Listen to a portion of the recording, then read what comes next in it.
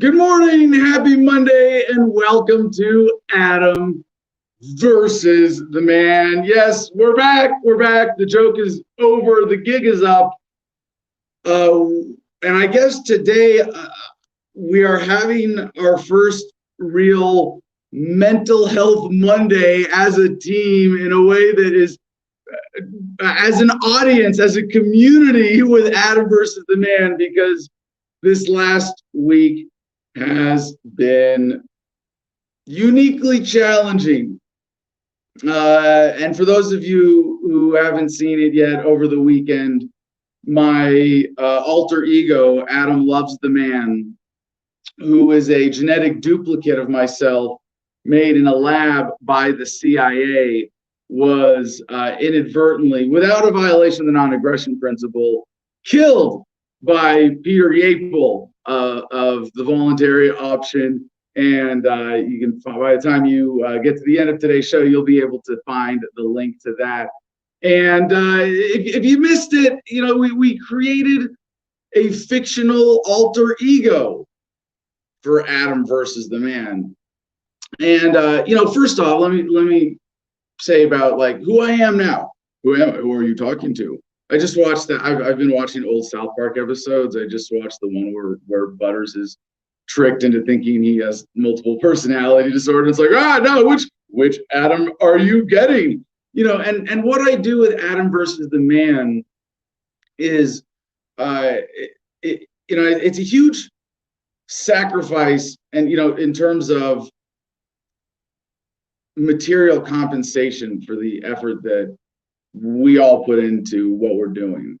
This is activism first and foremost. And I know this is a bit of a sidebar, but I am going to get this out of the way because I had my neighbor over last night who's kind of new to all of this. And it was interesting to explain to him why CJ calls me the most censored man on the internet.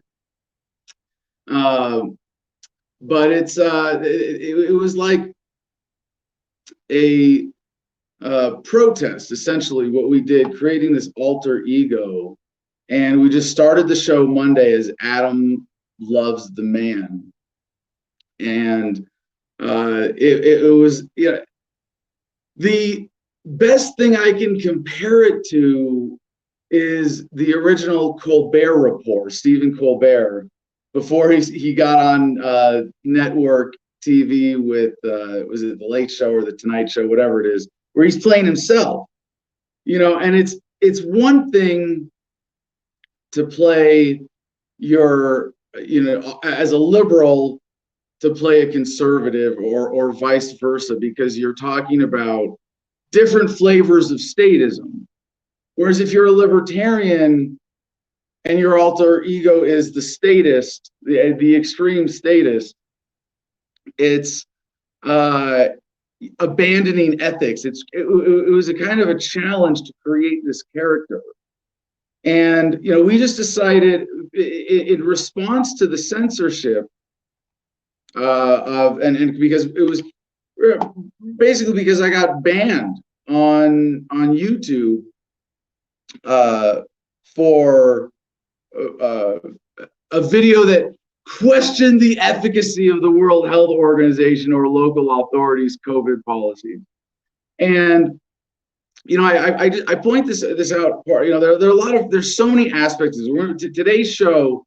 I'm sorry to be a little scattered in my opening this morning, but today's show is going to be a little bit free form. But we are going to do like a mental health Monday decompression of what we did here with Adam Loves the Man over this last week. And the video from Peter, basically he interviews me as himself, and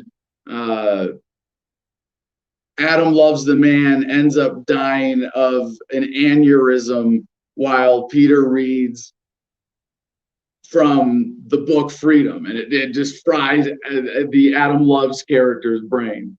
And it's kind of fun. We can bring it back.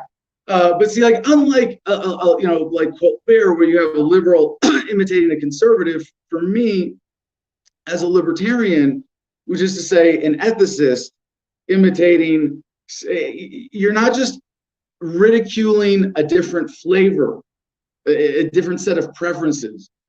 I was ridiculing the unethical nature of statism.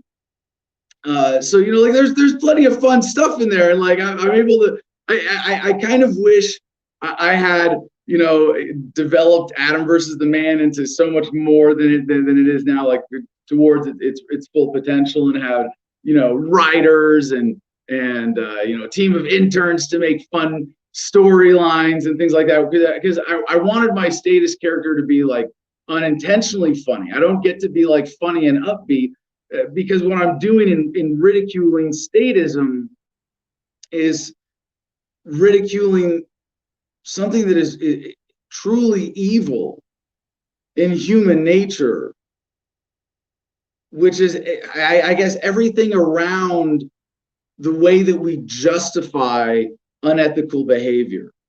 And I say it that way very deliberately, to not say how we justify government, because it's deeper than that, right?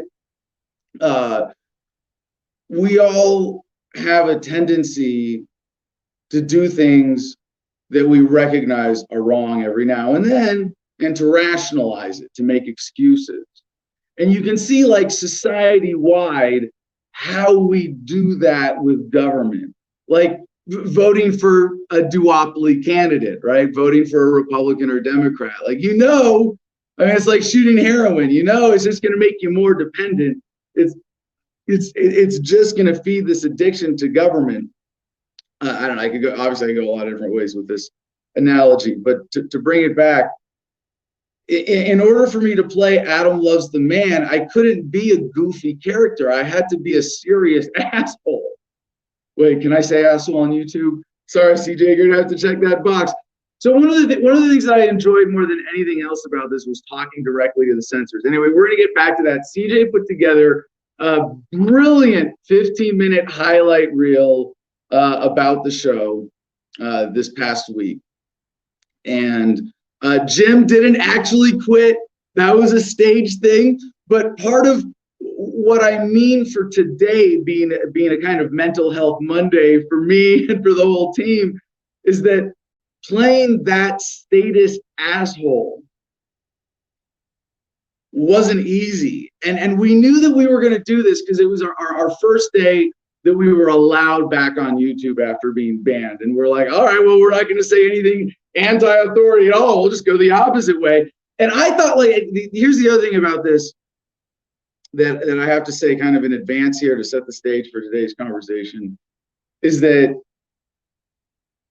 it truly shocked me how many people believed the act. The premise, if you didn't watch it, if you want to go back and get the full sort of backstory of the Adam Loves the Man character, the first 15 minutes of the show, the last video that we did on the Adam vs. the Man YouTube channel, youtube.com/Adam Kokesh. We'll go back to that eventually. It's because it's the one with the 250,000 subs. Even though it's super shadow banned, when one or more of our strikes have expired, and we're always, we try to plan these things. Like, me and CJ mostly, our intrepid executive producer from Meth Dakota, we try to, plan these things, and the landscape is constantly changing, and it's almost impossible to even make short-term or mid-term commitments for format and distribution and things like that.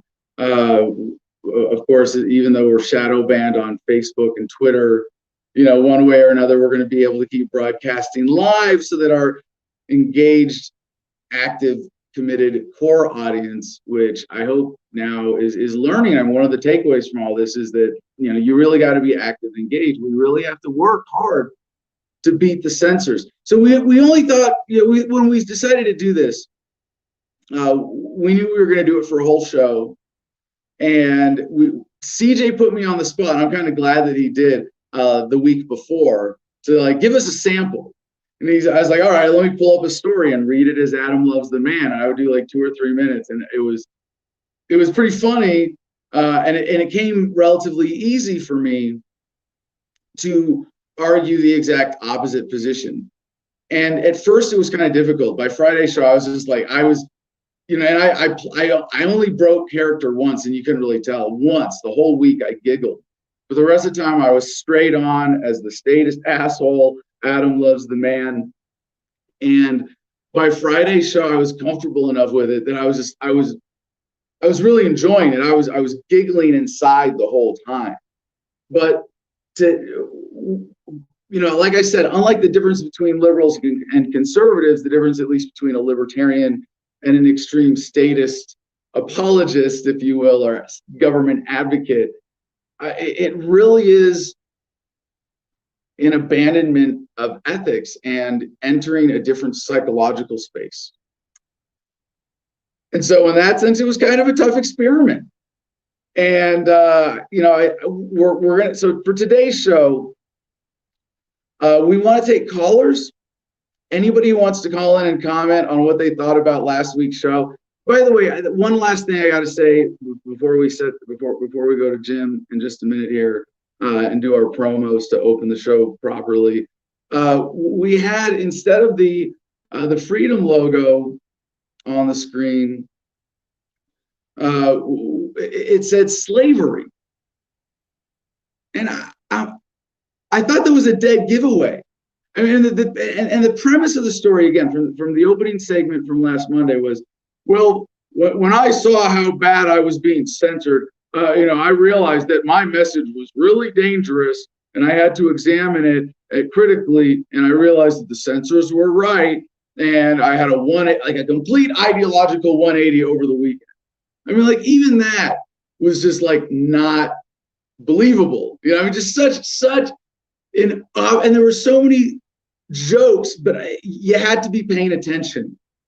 And one of the cool things that we did with this, sort of accidentally, and I got big shout out to CJ for having fun with the graphics and the intro. The only administrative part that I did for this, was like I put on a suit and tie, and I got the website adamlovestheman.com and set it up to forward to adamversustheman.com. So we own that. That's always there. We can, if our fictional backstory of Adam Loves the Man is that I was he was a genetic duplicate of me created by the CIA in a lab, and they kidnapped me for a week and tied me up in the shipping container, and then Peter freed me after accidentally killing the first statist Adam with an aneurysm.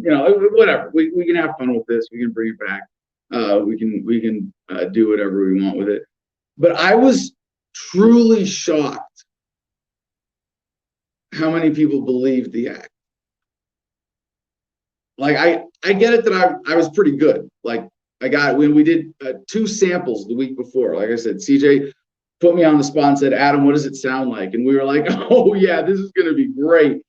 And in those 2 little samples that I did the week before, they were like 2 or 3 minutes each. I just grabbed a random news story and was like, all right, CJ, ready? I'm going to cover this as Adam Loves the Man. Go. And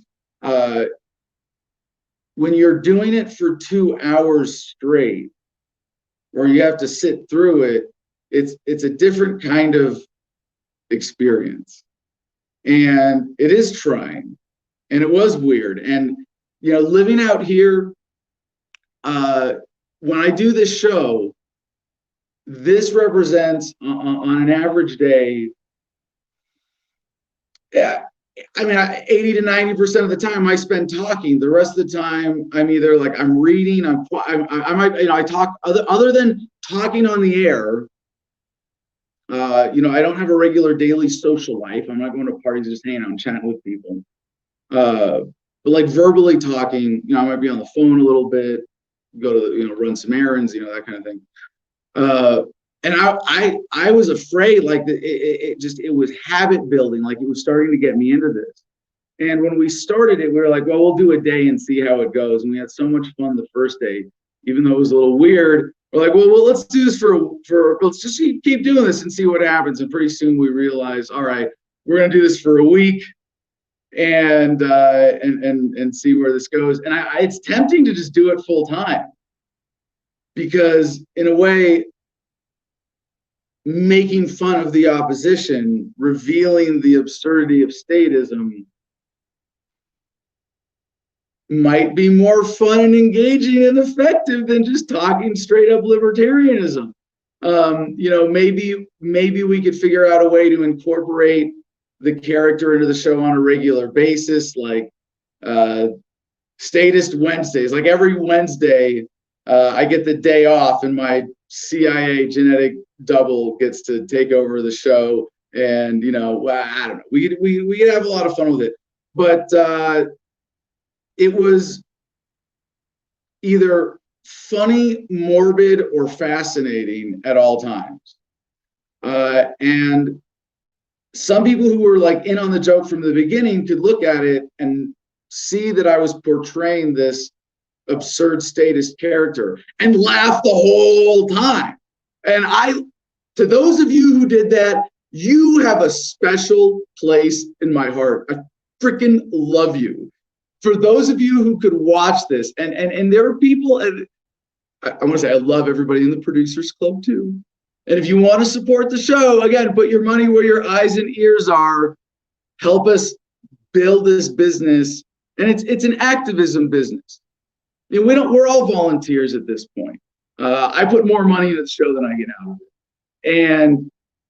and I get so much more intangibles out of it that it's more than worth it for me. It's certainly bringing value into my life.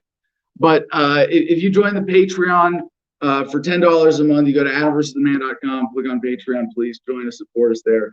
And I'm not gonna call her out by name, but it's on the record. If you really want to go back and watch the archive of last week's shows, we had a caller who was in our Producers Club who didn't take the time to get the joke and was actually had a negative response. It was like, screw this, I'm out of here.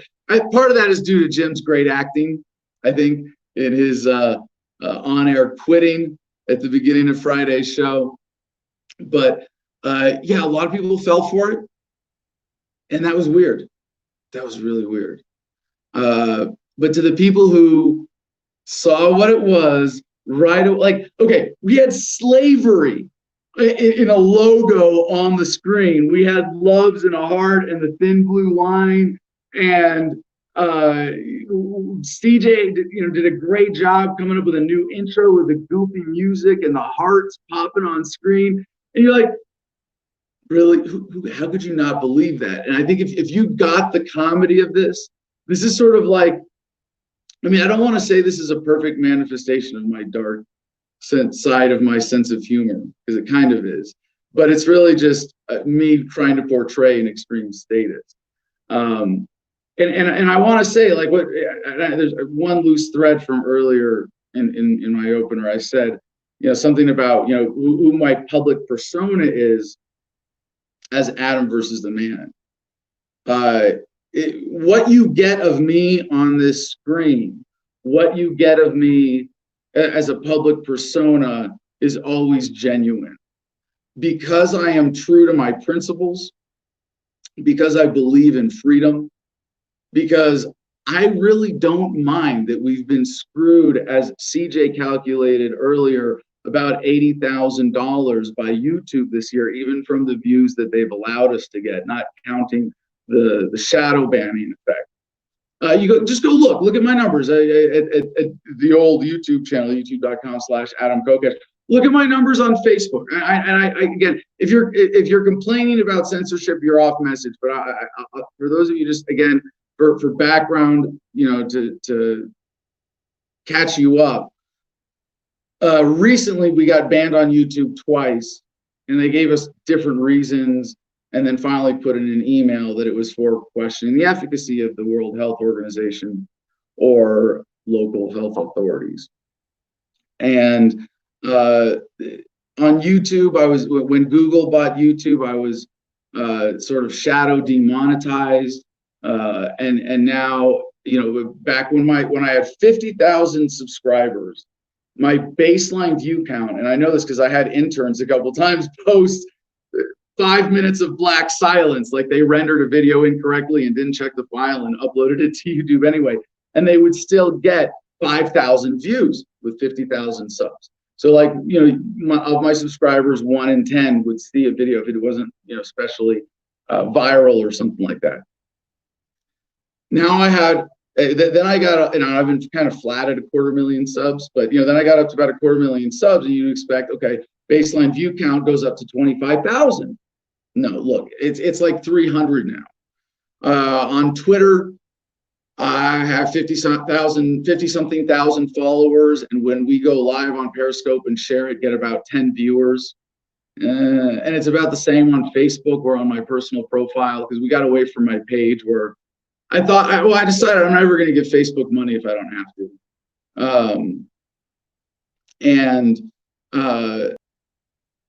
So I'm looking at this note from CJ here.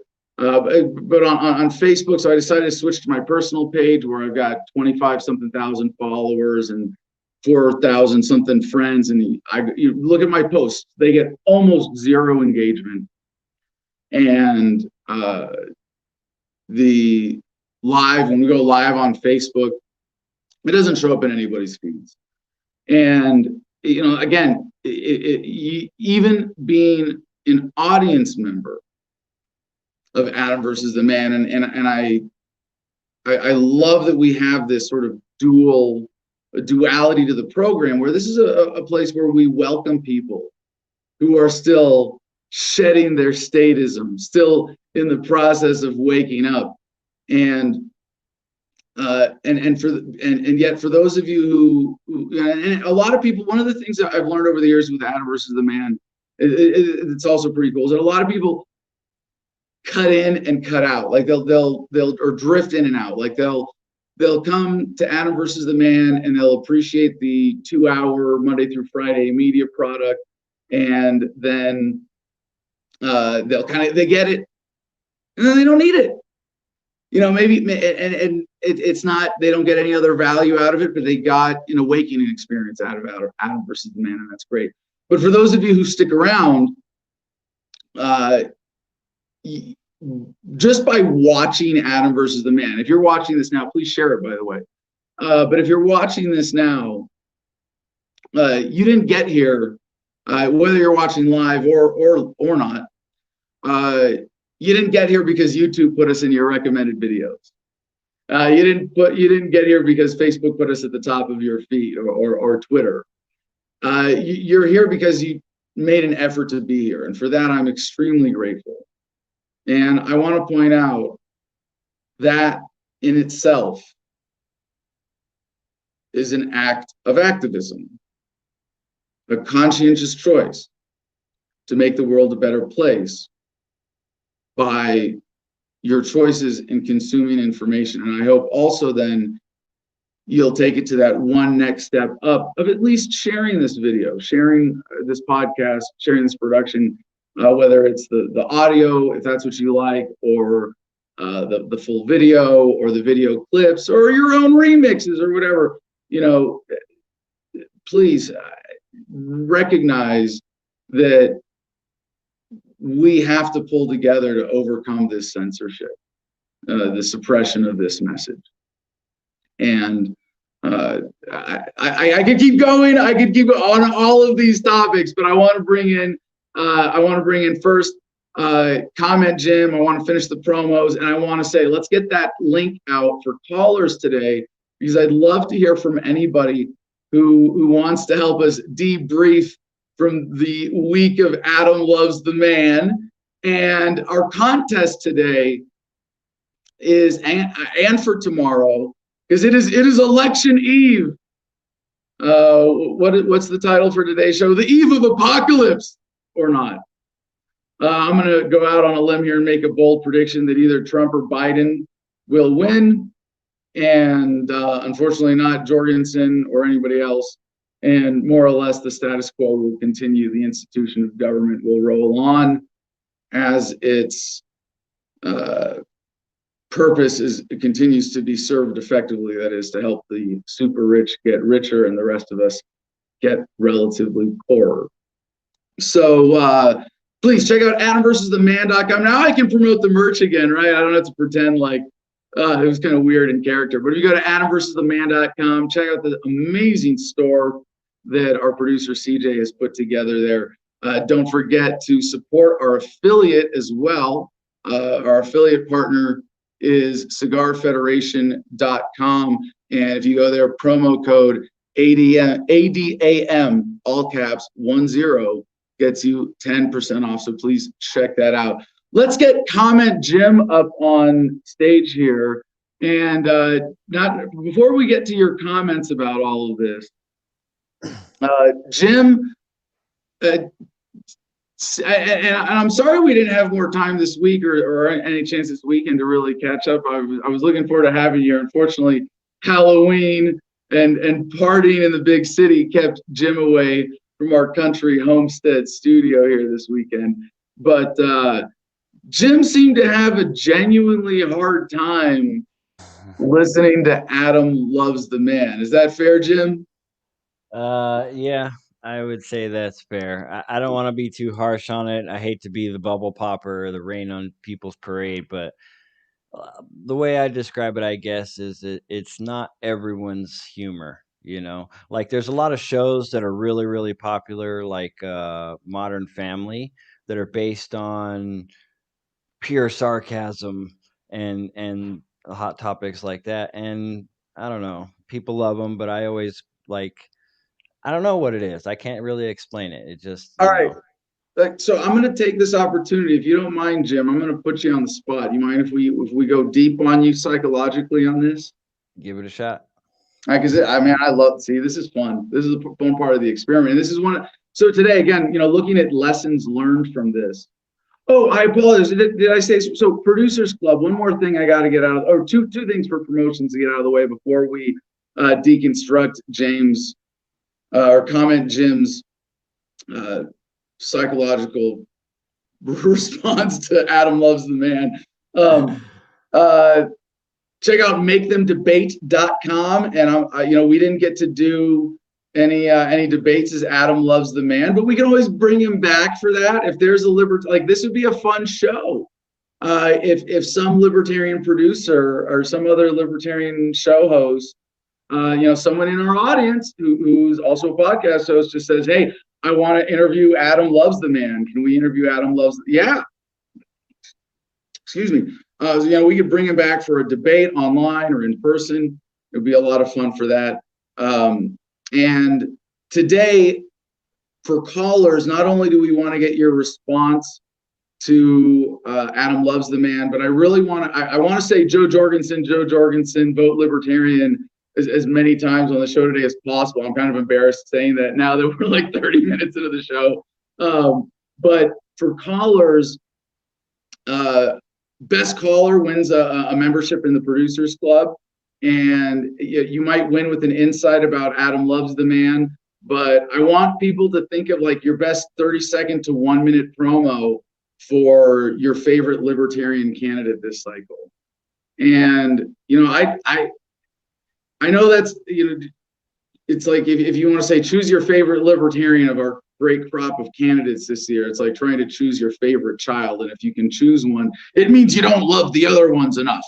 Because, we love all of our libertarian candidates for office. But if you just want to pick one that you want to remind people of on today, this election eve, and, you give them a good, creative, clever, fun little plug when you call in, I would enjoy that. That would be awesome. I'm just going to be going back throughout the show today and doing shout outs to all of our libertarian candidate guests of the last few months. So I guess, let's see, going backwards on the schedule here, it was CJ Abernathy, of course, our producer, who is running for Senate District 23 in South Dakota, who had to come on and be interviewed by Adam Loves the Man on Thursday. So shout out to CJ Abernathy. We'll keep going back in time in our list of candidates who we've gotten to interview. They've all been amazing. And even especially the ones we had this last week to interview is Adam Loves the Man. It was a lot of fun to have people play along with this little act, joke, protest / thought experiment. So please call in. Jim and CJ will be getting that link in the description there, and you can win membership in the Adam versus the Man Producer Club.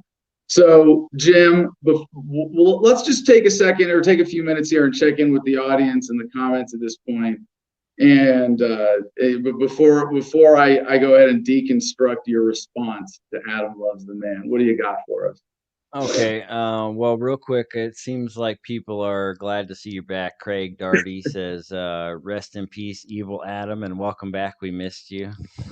Yeah, see, that's one of the things I liked about it is that because we call it Adam Loves the Man, I got to refer to him as the Adam Loves character. And it's like, no, Adam doesn't love. Adam loves the man and has given up his love for humanity.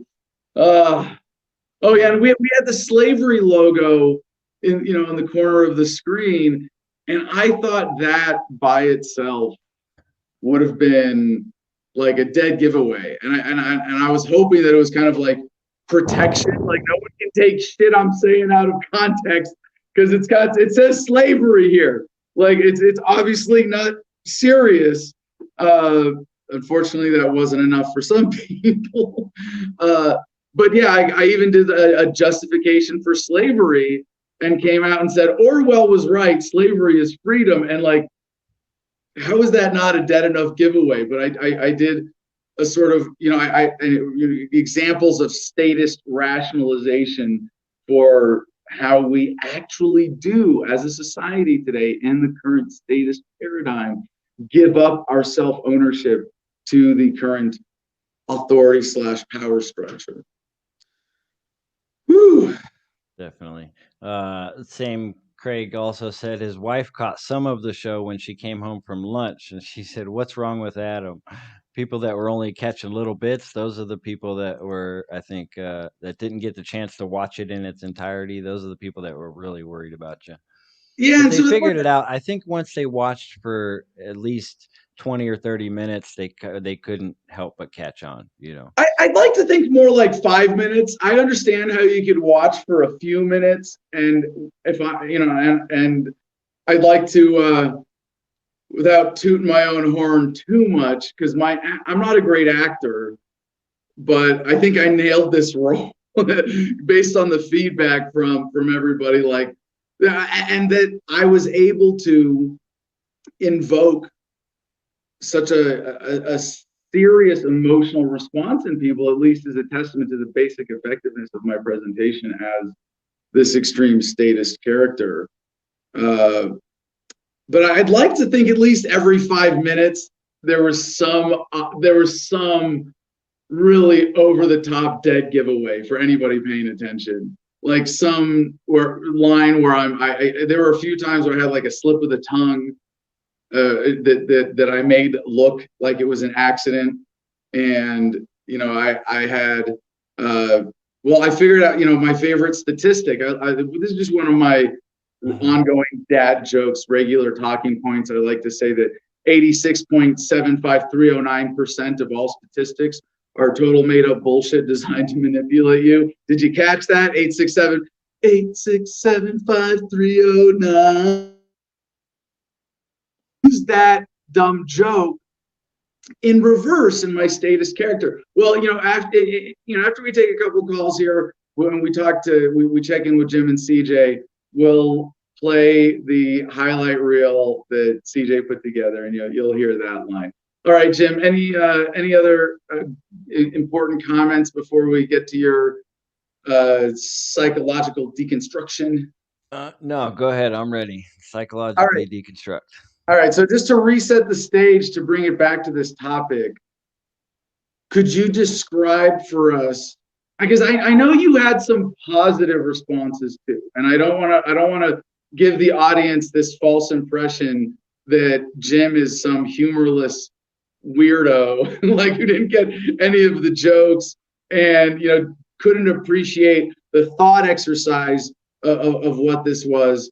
But he definitely had and Jim as our co-host, as comment Jim, who has to have, he has trained himself for a certain kind of engagement with this show every day, where he's watching the comments and he has to listen to me, pretty closely to keep up with what's going on, to understand and stay with the flow of the show, the same way that our producer CJ does. And um, Jim had a distinct negative response. By the way, I apologize, CJ. CJ is I said we reached 136 million impressions before we were taken down. CJ, when we bring you on, a lot of this is not just the thought exercise of a libertarian playing a statist, but doing it in protest and at least to make a point about censorship. One of my favorite segments was my message to the censors, praising them. So, and he says, you guys catch that light shine behind freedom. I have some weird curtain. I can't even, by the way, my screen is frozen still in StreamYard. So let me know in the producers chat if like, blood starts pouring out my eyes or something weird that I can't see. I need to adjust or my frame is off. But yeah, we got. It actually looks like like somebody would put it in a movie, like a halo light shining down on you, like you're like. It looks like God is approving of the message you're giving now. Really? All right. Yeah, well, that's for an omen of accidental timing and gaps in the curtains and windows here at the Freedom Factory in the Garden of Freedom. I guess one other promo we always got to. Now, actually, I couldn't do. There were a lot of things as statist, Adam. I couldn't promote. I had this other line ready that if someone said, "Well, are you still doing Gardenia and the Sovereignty Project and declaring your independence?" I was going to say yes, because I want to show that, with a totalitarian government, how much better life can be. America's not statist enough, so here in Gardenia, we're going to have an experiment in statism and take it to its logical conclusion, some shit like that. But yeah, please check us out at the Garden of Freedom on Instagram. Really cool gallery there. Still a lot going on there. And one of the things on my to-do list, I'm behind. I really need to get out of the way here and get the ball rolling on this, is to write a description for an intern. And now that we have this studio office space, it's almost done. And we're going to have a bunk attached to it, like right up there.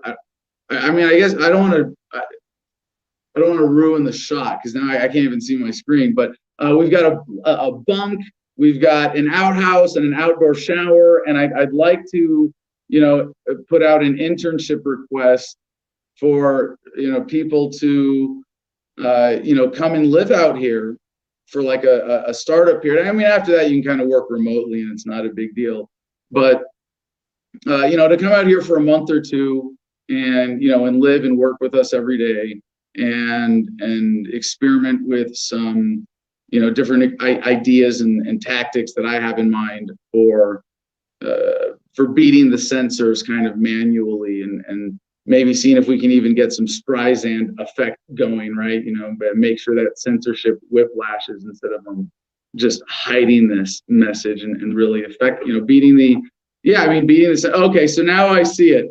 Oh, wow. Yeah, that's really cool with the lens flare and the light coming in behind the Freedom logo. I could not have planned it that way. All right. Well, anyway, so back to the meat of the story today. Jim, just acknowledging you did have plenty of positive responses and appreciation for this, but you also had a distinct negative response to the Adam Loves the Man experiment. So just focusing on that negative, tell us what prompted that and what was that experience like for you? Well, okay. At first, it was just because I was being on this side of the production.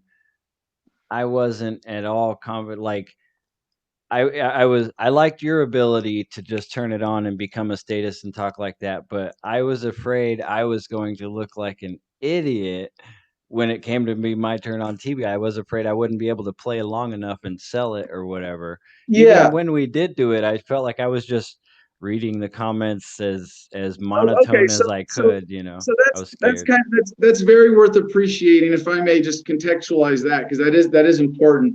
We didn't plan this out very thoroughly. Like it Right. was just, all right, Adam's gonna be evil statist Adam, ready, go, and here's his backstory, and then we kind of made it up as we went along, and then Jim ended up quitting on Friday. So I understand why Jim would have some, this uncertainty, like how does comment Jim play along with the character, right? And it wasn't that critical, but you did a great job.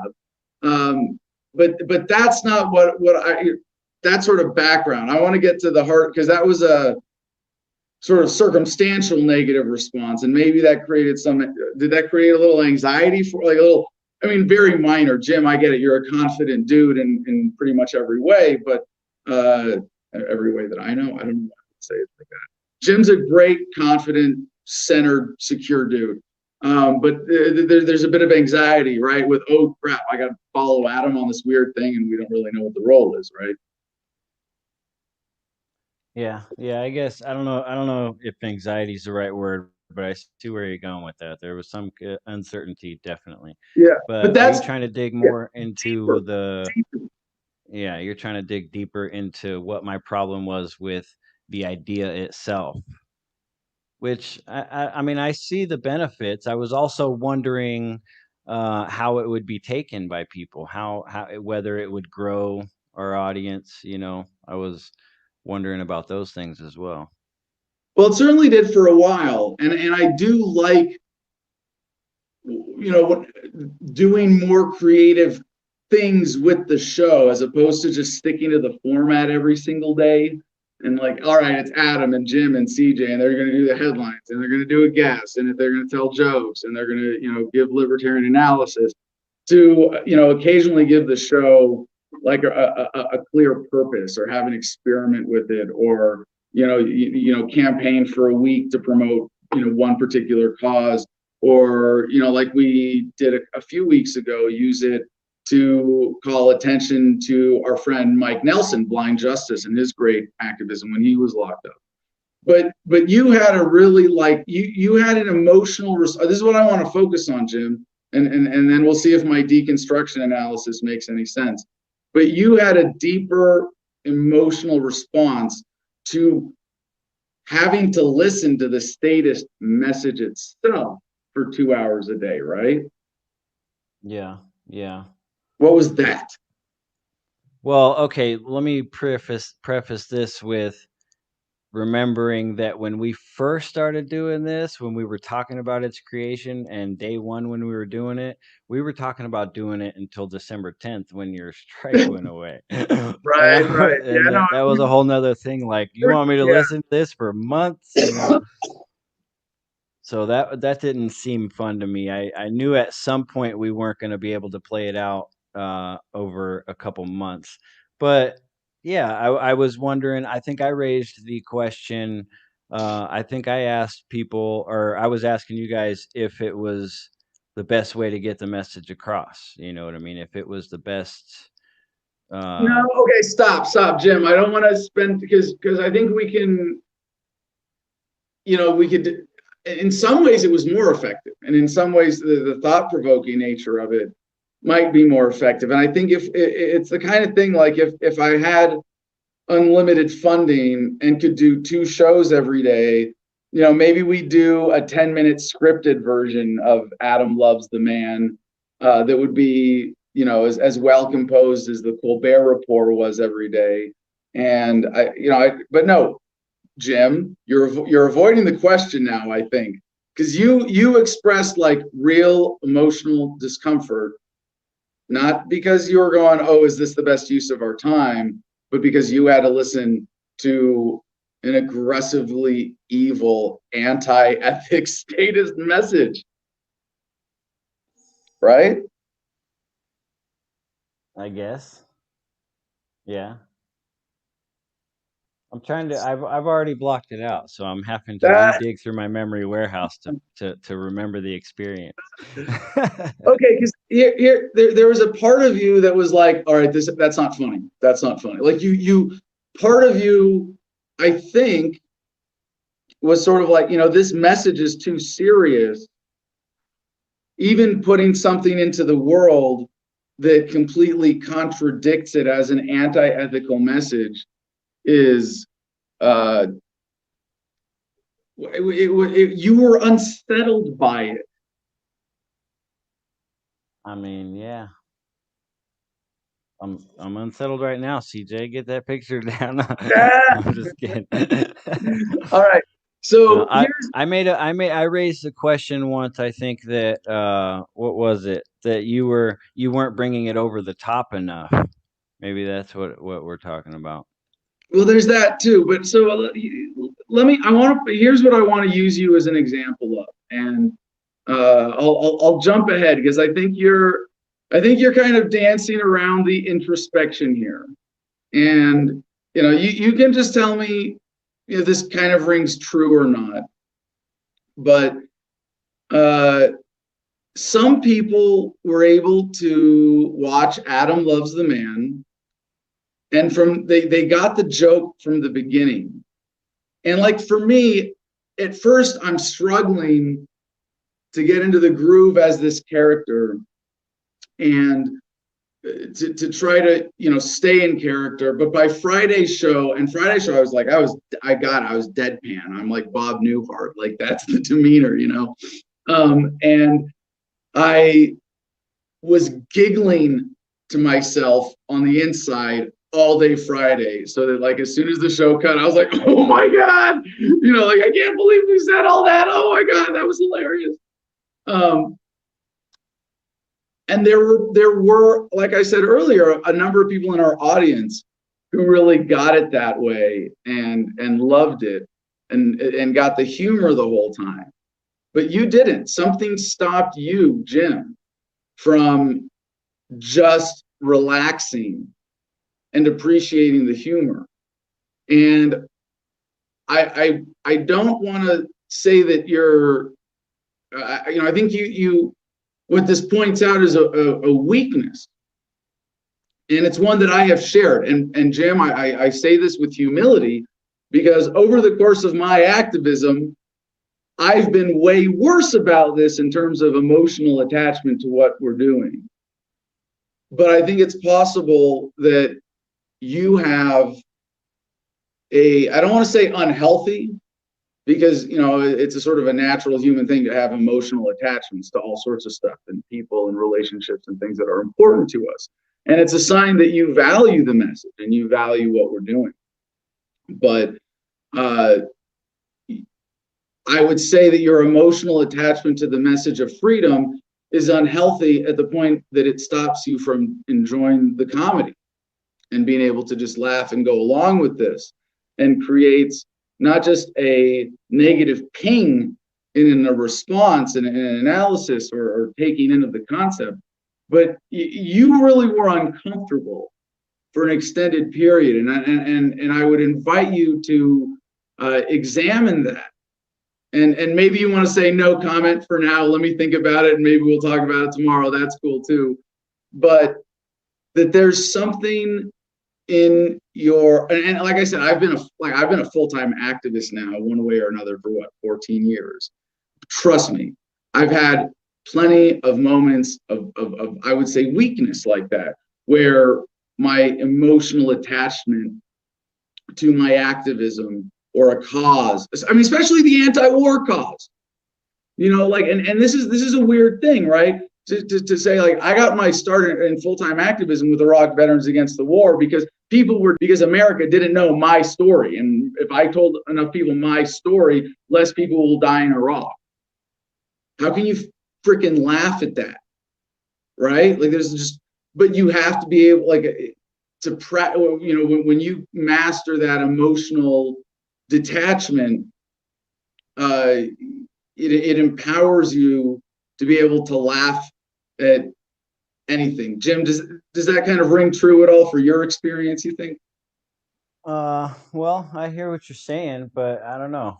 Maybe it's the contrarian in me. I feel like I don't want to get rid of those.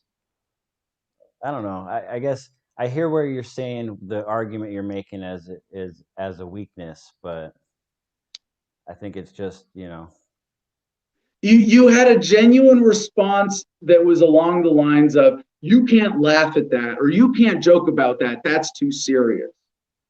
And that's never true, except in the sense that, like, hey, if you're well, I mean, there are moments when humor is not appropriate or helpful. They're very, very rare, I would suggest. But anyway, I think we've dissected this enough. well, I Let's don't just really check. remember saying that. I don't really remember saying you can't laugh at something. Like I got the whole time that it was a joke and that there were many, many people that were laughing their guts off and loving it. You know what I mean? Yeah, I just, but I just cut from a maybe different cloth. Jim, let's some to over the next 24 hours. Think about all that. Let it set in. See if you have some insight here, and we'll come back to this tomorrow. Let's check in with the comments and then get CJ up here. Fair enough. Let's see what we got. Adam's Oh, psychology background played heavily into this whole charade, I'm sure. uh, maybe help me understand and analyze it a little bit better. Um, but yeah, for those that don't know, I have an undergraduate degree in psychology and consider myself, in a sense, a self-guided student of the human mind. I think as a libertarian activist, first and foremost, it's a field of knowledge that's generally undervalued among activists. I value my undergraduate degree, and I very much value the insights that we get from the field of psychology.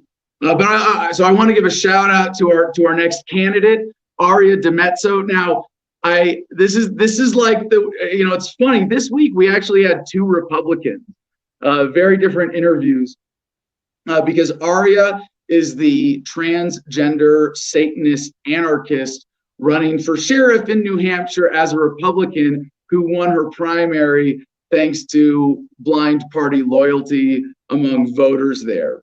And she's making a lot of great points, having a lot of fun. So playing a statist dickhead to her was a fun experience for me. And I think that's all the interviews this week, all three of them that we did, they're all worth going back and watching. And the last one I'll just cover right now. Also, Nick Wildstar on Monday, and I set him up on that one. He didn't know the gig before. He didn't know that he didn't get the joke. I didn't explain it to him before we started the show, and I used it as an opportunity to make fun of him for running Republican as a libertarian. And just so people know now, to correct or to set the record straight for my actual belief on this, I think if you're a libertarian and you see an opportunity to run for office, and if you don't see one, you should find one. By the way, I'll go ahead and sort of pre-announce this right now. I will most likely be running for U.S. Congress for Arizona, representing the district that I live in for 2022. And so we've got some fun to look forward to with that. But if you run Republican as a libertarian or Democrat or independent in a non-affiliated race, right, or where there's like some city council races or county council or whatever, some local offices, you run without a party affiliation. And running as a Republican as opposed to just like no affiliation and but I'm a Republican on the ballot, or I'm a libertarian in real life, but I'm running no affiliation, as opposed to that, like with what Nick Wildstar is doing, is you're actually foregoing the opportunity to grow the Libertarian Party, and you're promoting a movement of libertarians away from the Libertarian Party. There are a lot of strategic downsides, and I say this from experience, for libertarians running as Republicans. it's possible that you have a unique opportunity like Aria does, because she made national headlines. There's a Republican transgender Satanist anarchist running for sheriff in New Hampshire, and that sort of is a foil against the image of the Republican Party that they want to have for themselves. That's an example of a great opportunity. I'm a little more skeptical of someone like Wildstar running a serious campaign for governor as a Republican for all of the loss that or opportunity cost that represents for not building the Libertarian Party in California with his campaign, and that's really unfortunate.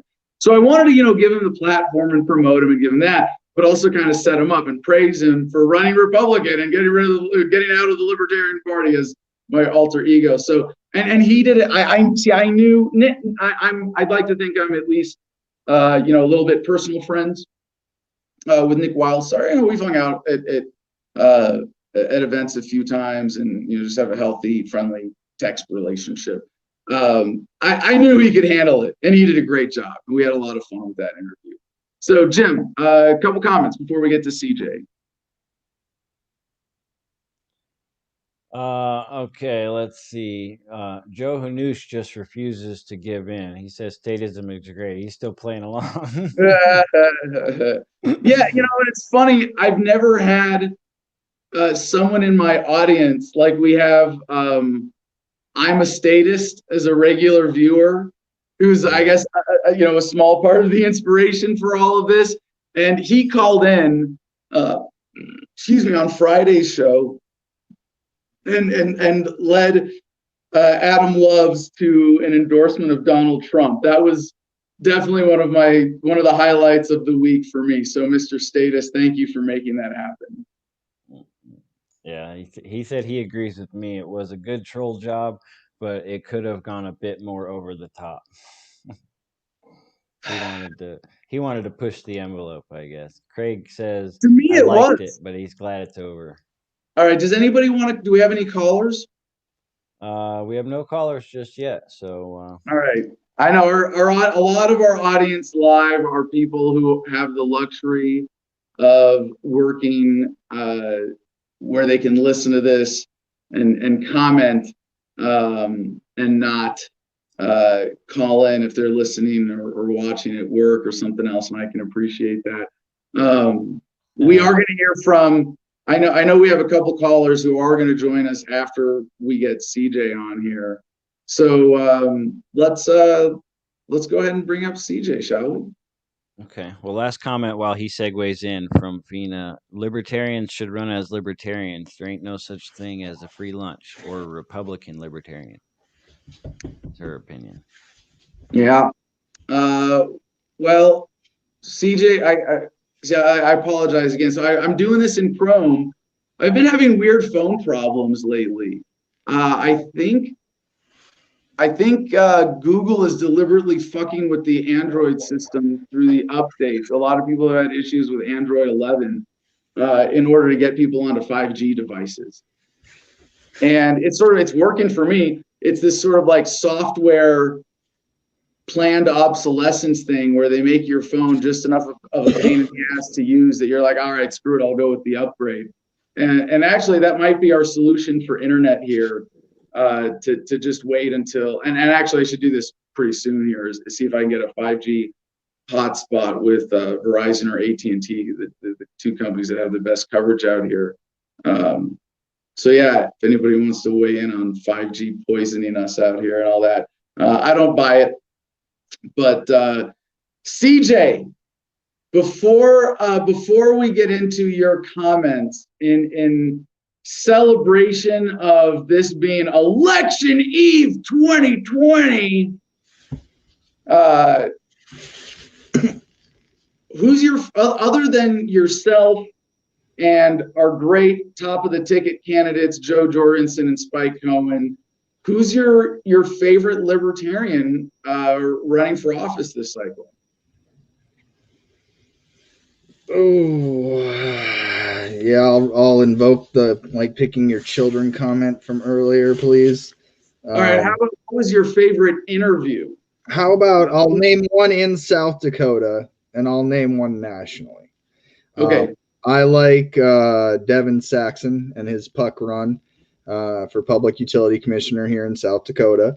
Yep. And I also, well, I guess too, the Randy Lou Allen running for House of Representatives, done a really good job out here. And then nationally,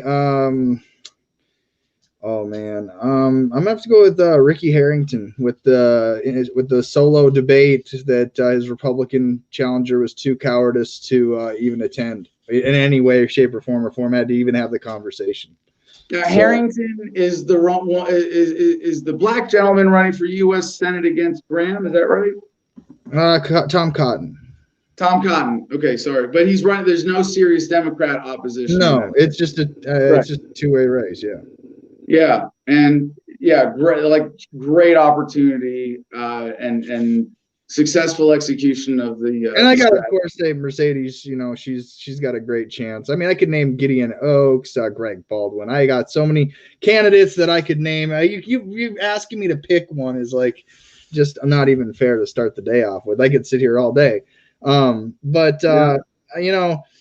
That just goes to show that there needs to be an option on the ballot. I'm running for myself for District 23, and my name is appearing on the ballot for a first time. I actually got to see a ballot with my name on it for the first time this weekend, which is a weird feeling when you're like, oh, so this is kind of like me saying, like, for statist Adam, if I may bring in him up, if I, anyways, the seeing yourself on a ballot is like saying, okay, we know who the terrorist is in the race. Like there's those crazy libertarians, and the way that you treated statist Adam treated me as a candidate. I was just, I honestly, Adam, I felt like I did want to punch you, but I have my principles that say I shouldn't use offensive violence. But I don't know if you can tell, but I was actually like, I took your background, the Freedom Wagon there. Right.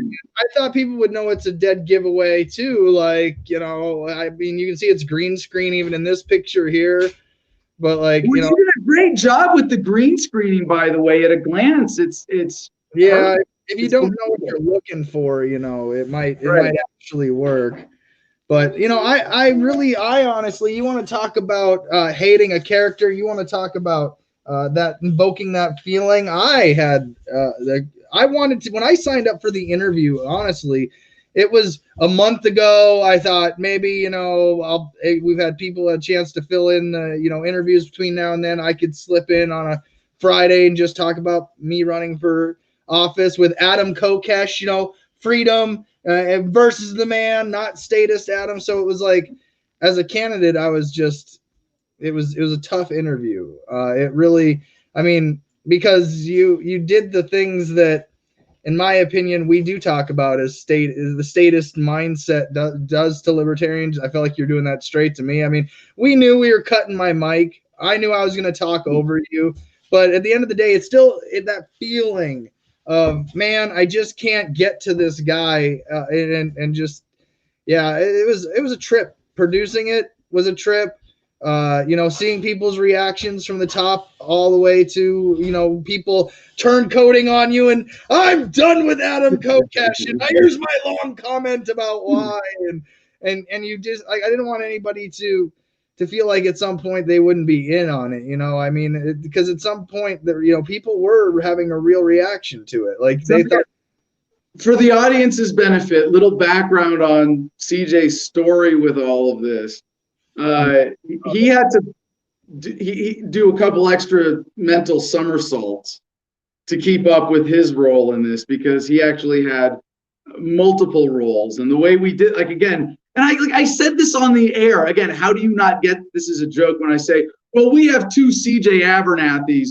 One just spells their name with an EY and one with a Y, and one is the candidate and one is our producer, really, but CJ as the producer's character, or as himself originally, like in this week-long act, whatever we got to come up with a different way of describing this. Like, was this a thought experiment? Was it a joke? Was it a protest?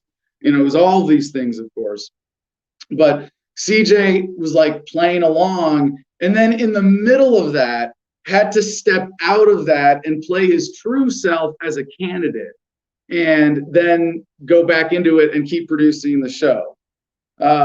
So I don't know. I think what we got out of that was a lot of fun though, CJ. I'm not going to say I didn't enjoy it. So first and foremost, I enjoyed this because it was a running joke. It was designed to trigger you if at all possible. It was supposed to be cringy. I mean, I found myself saying words that, slavery just hasn't been done right. Like, are you kidding me? Are you kidding me? Like, these are words that you find yourself going like, oh, like I just haven't blended in with everybody else enough to be popular. It's just the mindset you have to go into this is that there are people that really do think the way that you are acting, and their vote and as a candidate does represent violence against me. They do believe libertarians are a threat to their power structure, and we are to be treated as such. So I fear, my fear in Status Adam is as well, this year we're voting to kill all libertarians, and we need to be that authoritarian, that these people are that dangerous. They're the equivalent of Al-Qaeda. You were saying that governments should like basically genocide, people that go against the status message. And it was like mind blowing to have to realize that there are people that think that that's the way it should be. And this character needed, to be so. And when people say they're over the top, it wasn't over the top enough. No, this was an introduction to what is possible when Adam adopts a statist mindset and wants to use that as the running gag for those that really proclaim slavery to be freedom. To me, it's art. It's all art. I can't wait to show the gag reel. And talk about it and see what people think in live time. And so I really did want to punch Status Adam. I want to meet the real Adam Kokesh, the guy that wrote the book Freedom. I don't want to meet your clone, because if I meet your clone, I might say that he's violating the non-aggression principle through his vote, and use that as an excuse to justify offensive force on somebody else's behalf because it was privatized force. And that's still within libertarian principles, I believe. Only because your vote represents direct violence against my life through government. Yeah, it felt like a fun improv act. It hurt. It sucked because I wanted a good interview with you as a candidate. I wanted something like, hey, yeah, check out his Facebook. Instead, it was, hey, you're a punk, a miscreant. You are. When's the last time? How much meth do you do, and do you beat your wife? Well, I think so. That's seriously. and CJ, overall, the interview with you was great, but I gotta say, you did not do as good of a job as Aria did, just taking advantage of that opportunity. Aria probably wanted to smack you, I think. You were. Thanks for coming. But seriously, if you're looking at it, though, you're like, thanks for coming on and letting me just discredit your whole worldview. Who just goes, yeah, no problem, thanks, bye. But see, so what that does, though, you have a cooler video than just me blowing smoke up your butt, because actually the response is, if someone watches that who doesn't get that it's an act, like you show someone that interview by itself, and they're not going to get the joke. They're going to go, Adam loves the man. That's a bit of a silly online persona, but okay. And it's going to make it very sympathetic. You've given candidates some pretty awesome interviews to highlight their libertarian values and to really speak about policy. You go right to their website and say, here's your policy. CJ, you're going to have to run for office again in 2022 now, aren't you? I'm just going to, no, I already said I got a hiatus coming if I'm not elected. Well, we'll do a straight interview with you as soon as you announce your next run for 2022. I look forward to that. Fair enough.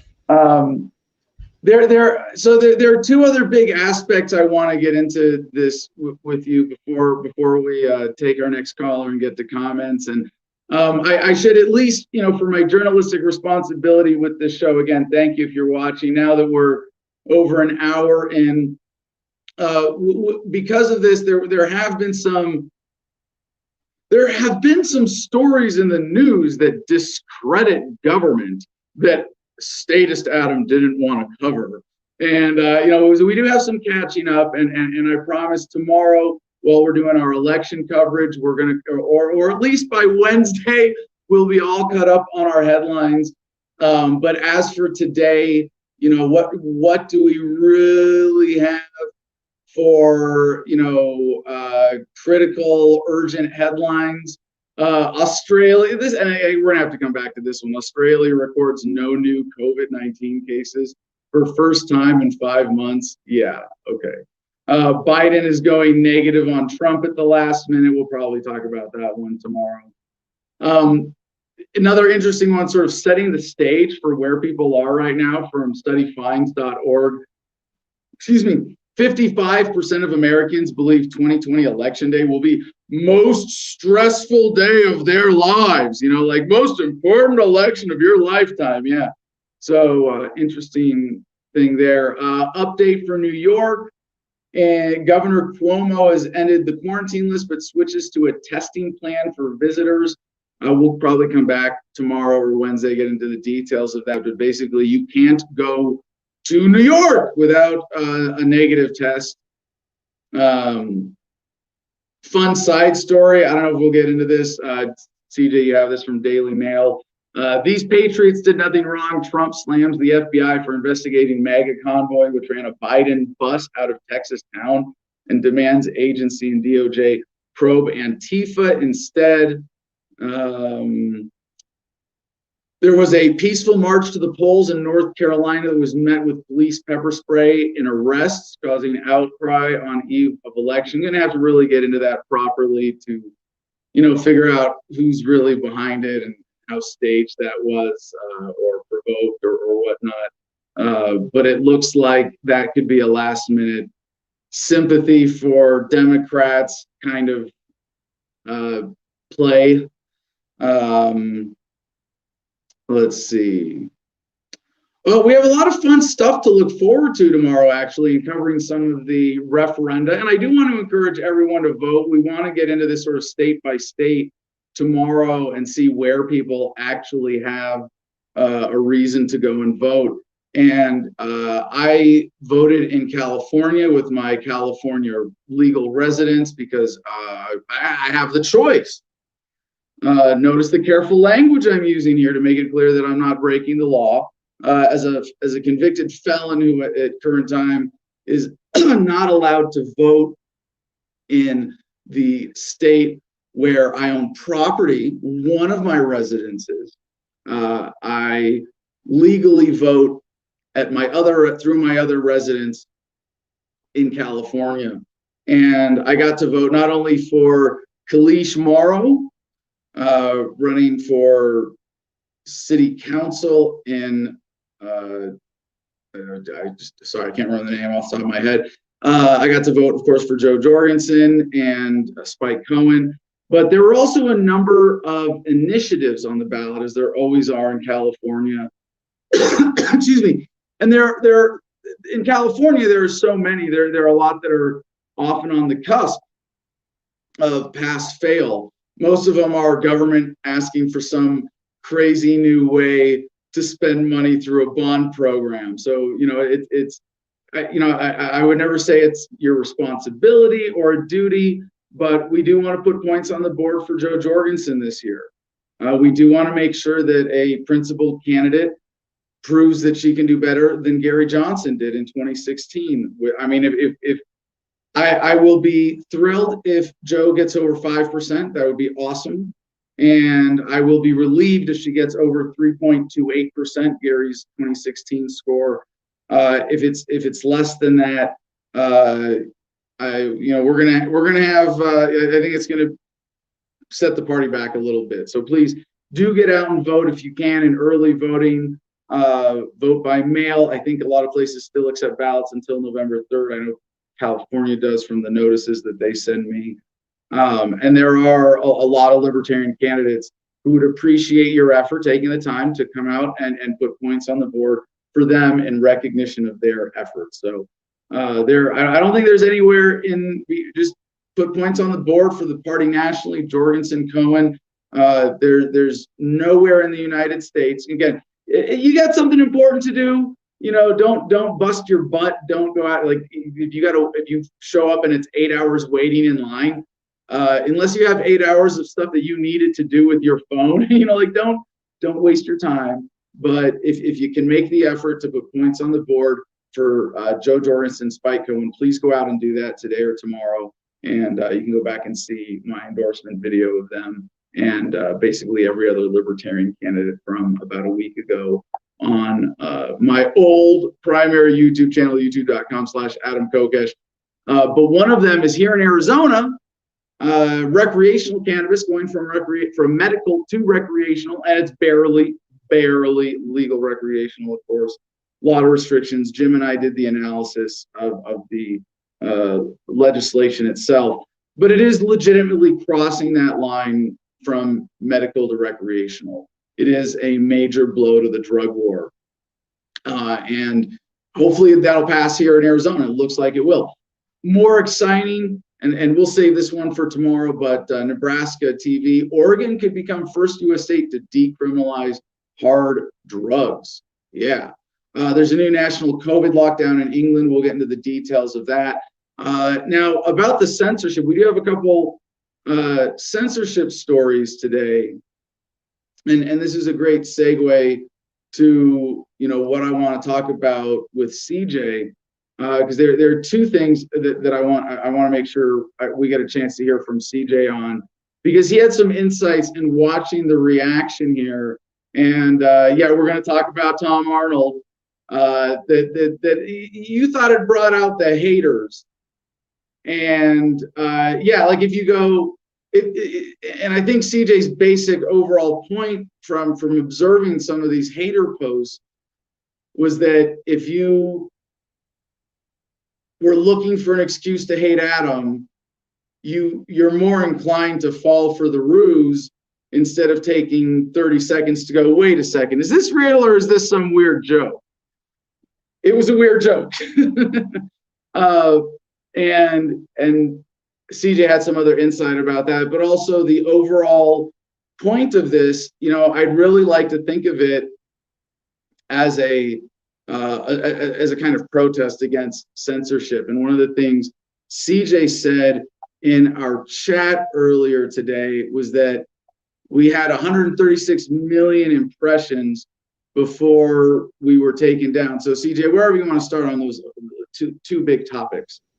Censorship and hate. Right. So when it was Adam versus the man and we started going into YouTube, we of course are going to follow the analytics of the page.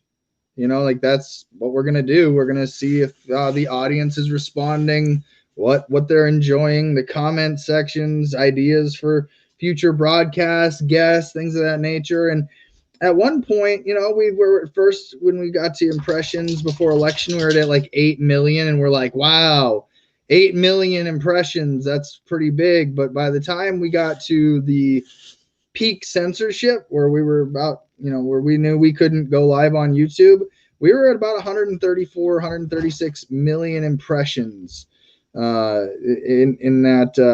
by that point. And then we were in the last 28 days or last 38 days, you mean? Is that? Yeah, when we got taken down, I mean, and so we told everybody, hey guys, we're censored. Here we put it right out in front for everybody just to see. And then at that point, it just got so crazy being censored that I think it kind of develops into the story where you just, okay, you guys want to censor our message for some of the most absurd reasons why. Well, we'll show you just how absurd we can get, and thus created this paradigm of Adam loves the man, Adam versus the man, and being able to have that as a thought process, like you said, a thought experiment into okay, like, because here's my question, Adam.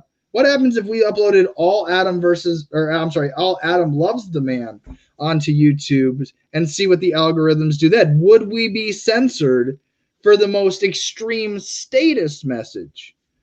And so I'm kind of curious if we did that, if we just put it all on YouTube and said, okay, here, YouTube, now you see what you created with your censorship, and you tell us what we took too far.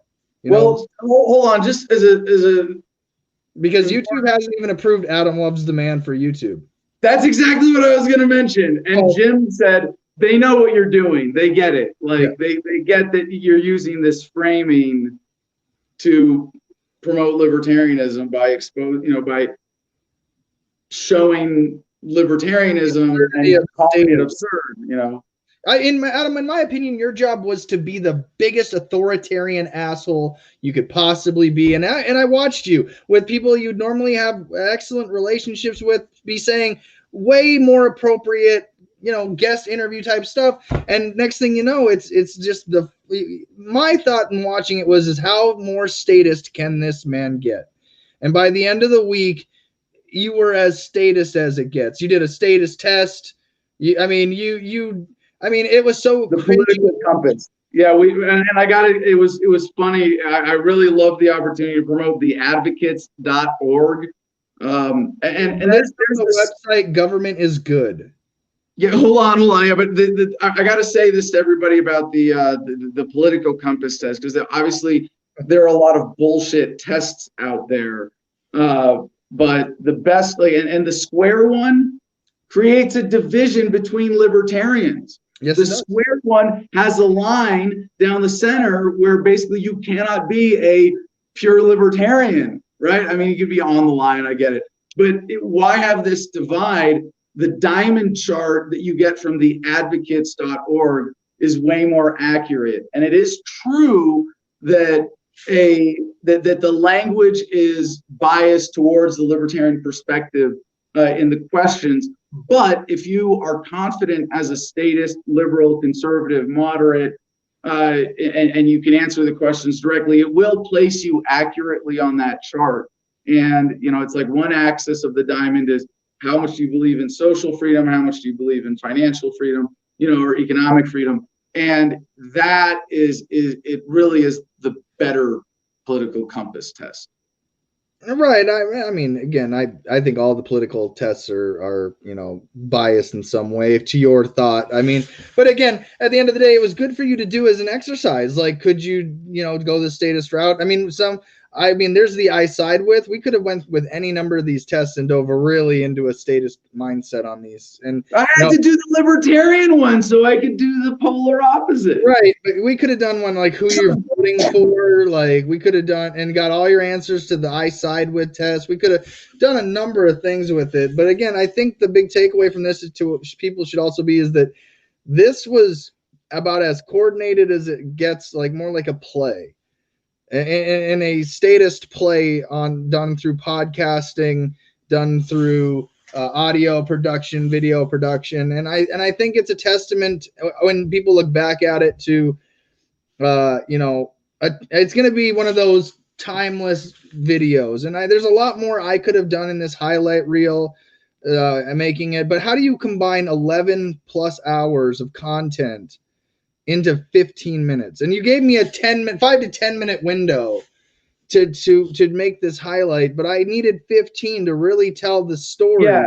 Hold on, before I forget, we're going to watch that in a little bit here. After we'll go back to comments. It's got to debut though, because and at least make sure we get to talk to Mercedes. But CJ, before you haven't published that video yet, have you? No, that's what I'm saying. We're going to debut it live. Yeah.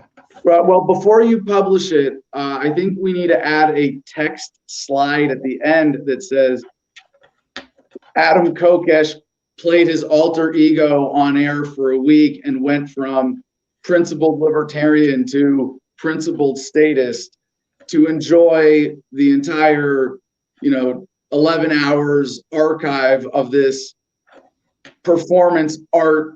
Whatever. I mean, like really, it was improv theater. I like how you're talking about there, but it was more. You got to add that it was improv. Yeah. Most of the time, right? It was like it was sort of like, right. I mean, it was sort of like some of the concepts were like, hey, we want to go in this direction, but how we get there was completely up to you. What's the Larry David show? I hate it. I hate this show, but I don't know which one you're talking about. The one Larry David did after Seinfeld, where it was like, can't say that I have, Adam. Oh my gosh, why can't I remember the name of the show? Larry David, producer from Seinfeld, did a sort of spin-off show, sort of spin-off or inspired by, where he plays himself, and they script And the Jim's plot. trying to help you out here, Adam. Curb Your Enthusiasm. That's it. Curb Your Enthusiasm. Thank you. And I mean, it's okay, but it's like the things I don't like about it are sort of what I didn't like about Adam Loves the Man, in that there's a sort of awkward. Well, I mean, it's different when you're just walking through fictional scenarios versus covering the news and me talking for like almost 2 hours straight. But yeah, I think that was a pretty good proxy. So CJ, don't forget when you before you release that video to tack on a text slide. I'll add whatever you want at the end. I mean, it doesn't take away from what people will be seeing today. Yeah, exactly. I think it's a fun experience. Like, you could do an Adam Loves the Man marathon on a Saturday with your friends and get as stoned as possible while you trim bud. And you know, like, I take some of the most absurd shit ever. Yeah, and as it will be timeless. Yeah. And it always effective as a thought experiment and discussion piece, and that's kind of cool that we created that, you know, because I want to say we should all as a team take some satisfaction in that, because a lot of what we have to do as a daily news show takes us away from creating timeless content in the interest of creating timely content. And we got a chance to do really timeless content for a week that is, and I hope when you do that, you got to include this as the debriefing show. So at the end, everybody we got to clip the debriefing show as, you know, maybe a funeral for Statist Adam. I don't know. I don't call you Evil Adam. Or that character evil. Like, it's Statist Adam. Like, this is authoritarian Adam. This is like, well, if the king wanted to be a tyrant, this is what he would be. So CJ, I want to bring you back to the censorship effect, though, and what I was able to say. This was definitely one of the highlights of the week for me to say, I love you, censors. I'm so pro your authority now, and I see why you have to lie, and that's a good thing for the greater good. So please promote my show now. Did you appreciate, or what do you think of that whole part? I don't know. Well, so to the censors, listen, I do check that box every day, and they grade me on how well I check the box. You know, they will tell you that, you know, that checking that box has a direct impact on your monetization. It's just that figuring out this message inside those boxes is a hard thing to do. It's very complicated. With COVID-19, a lot of our videos are getting flagged because of how much, even just saying this now on YouTube or social media is still taboo. You know, it's not. Hold on, CJ. Even that, I don't think that's the bigger issue for us. I think it raised the attention to it, is what I'm saying. It's the numerical shadow banning, and if anybody wants to go and look at this and help, like, because and this was the conversation with my neighbor last night was from someone who read the book Freedom and understood it, but he's one of the people, like, out here, and I'll sidebar for a second here on the Juniperwood Ranch community and homesteading. Most people out here don't understand libertarianism, but they live it better than most people who even identify as libertarians. And it's really cool to be in a community like this. And so my neighbor,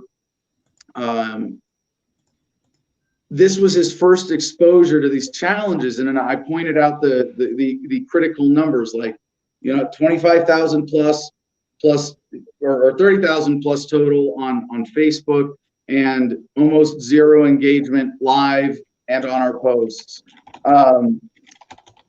YouTube or Twitter, 50-something thousand followers, and I think there's a general deprioritization, shadow banning of my account.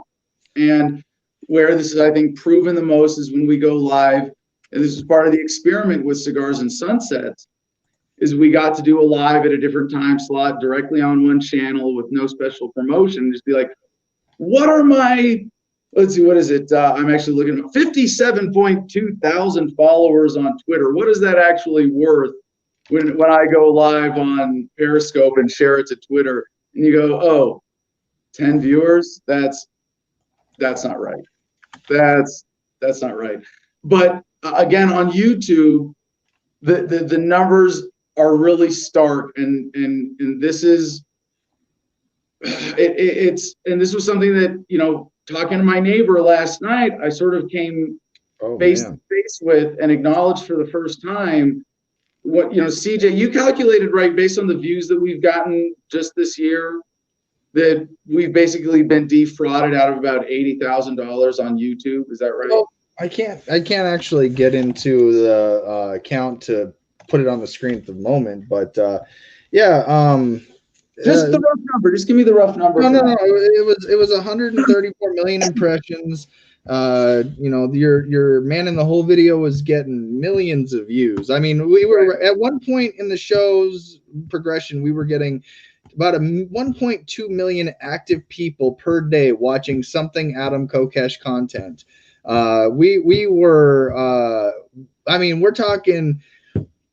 I mean, the lifetime viewer content was insane. I know there's pictures in the producers club of some of the screenshots, and you know, again, there's well, hold on, CJ. I want to move on to the next thing related to this.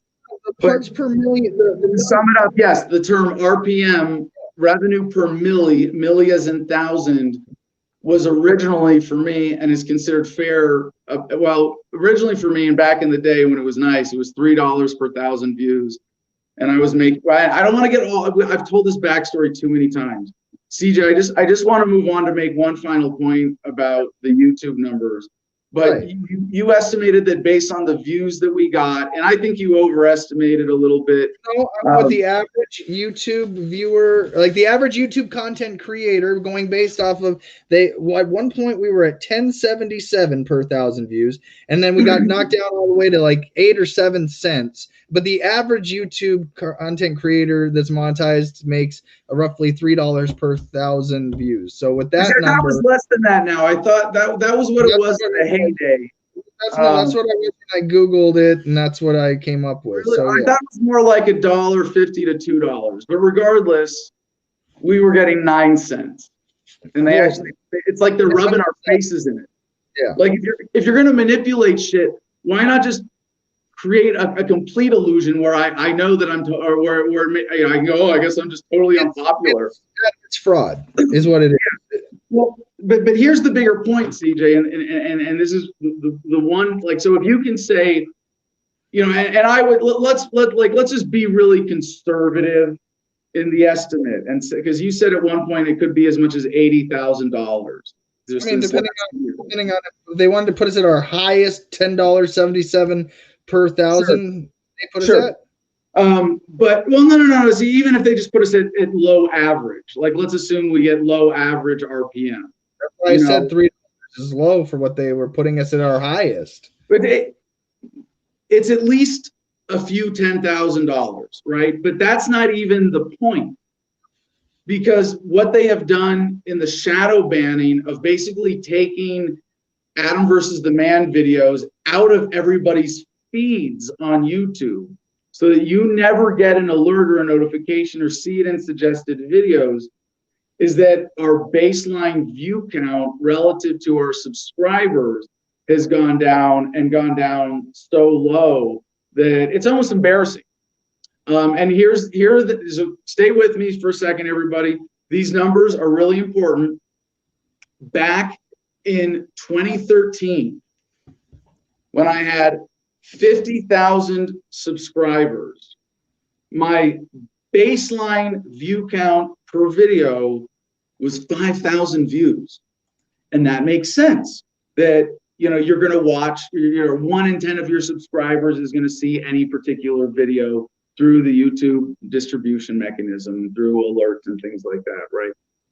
And I know this because we had a few times when I had an intern post 5 minutes or something of black silence, like they rendered the video wrong and didn't check the file and uploaded it, and they go see the comments after and go, oh yeah, whoops, and take it down and put up the right video.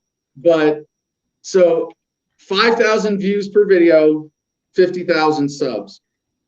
Then over the last 7 years, we've gone up to 250,000 subs. And by the way, it's very suspect how we've been kind of hovering at that, even when we're producing regular content, that there isn't any kind of consistent growth. But we've been around 250,000 subs, for a while now. 5 times as many. So if that ratio held true, our baseline view count for videos should be about 25,000 views when we do our clips. Right. Like that would be a lot. What is it, CJ? What's our baseline video? 1,000, you think? We're up to 1,000 now? Because a few months ago it was like 3,500. Yeah, well, I'd say on more of a like if it's more of a current event topic, I would say it's about 1,000. If it's one of those niche stories that you can tell it's a niche story from the thumbnail, you might not dive into that one as quick. But so I'd say it just kind of depends on the topic, really. Well, with my slow internet here, I'm pulling it up. Adam, the real telltale surprise in all of this is when we have guest interviews that have audiences. And so, like, you'll have a guest who normally gets 25, 30,000 views video come on yours and get 1,000.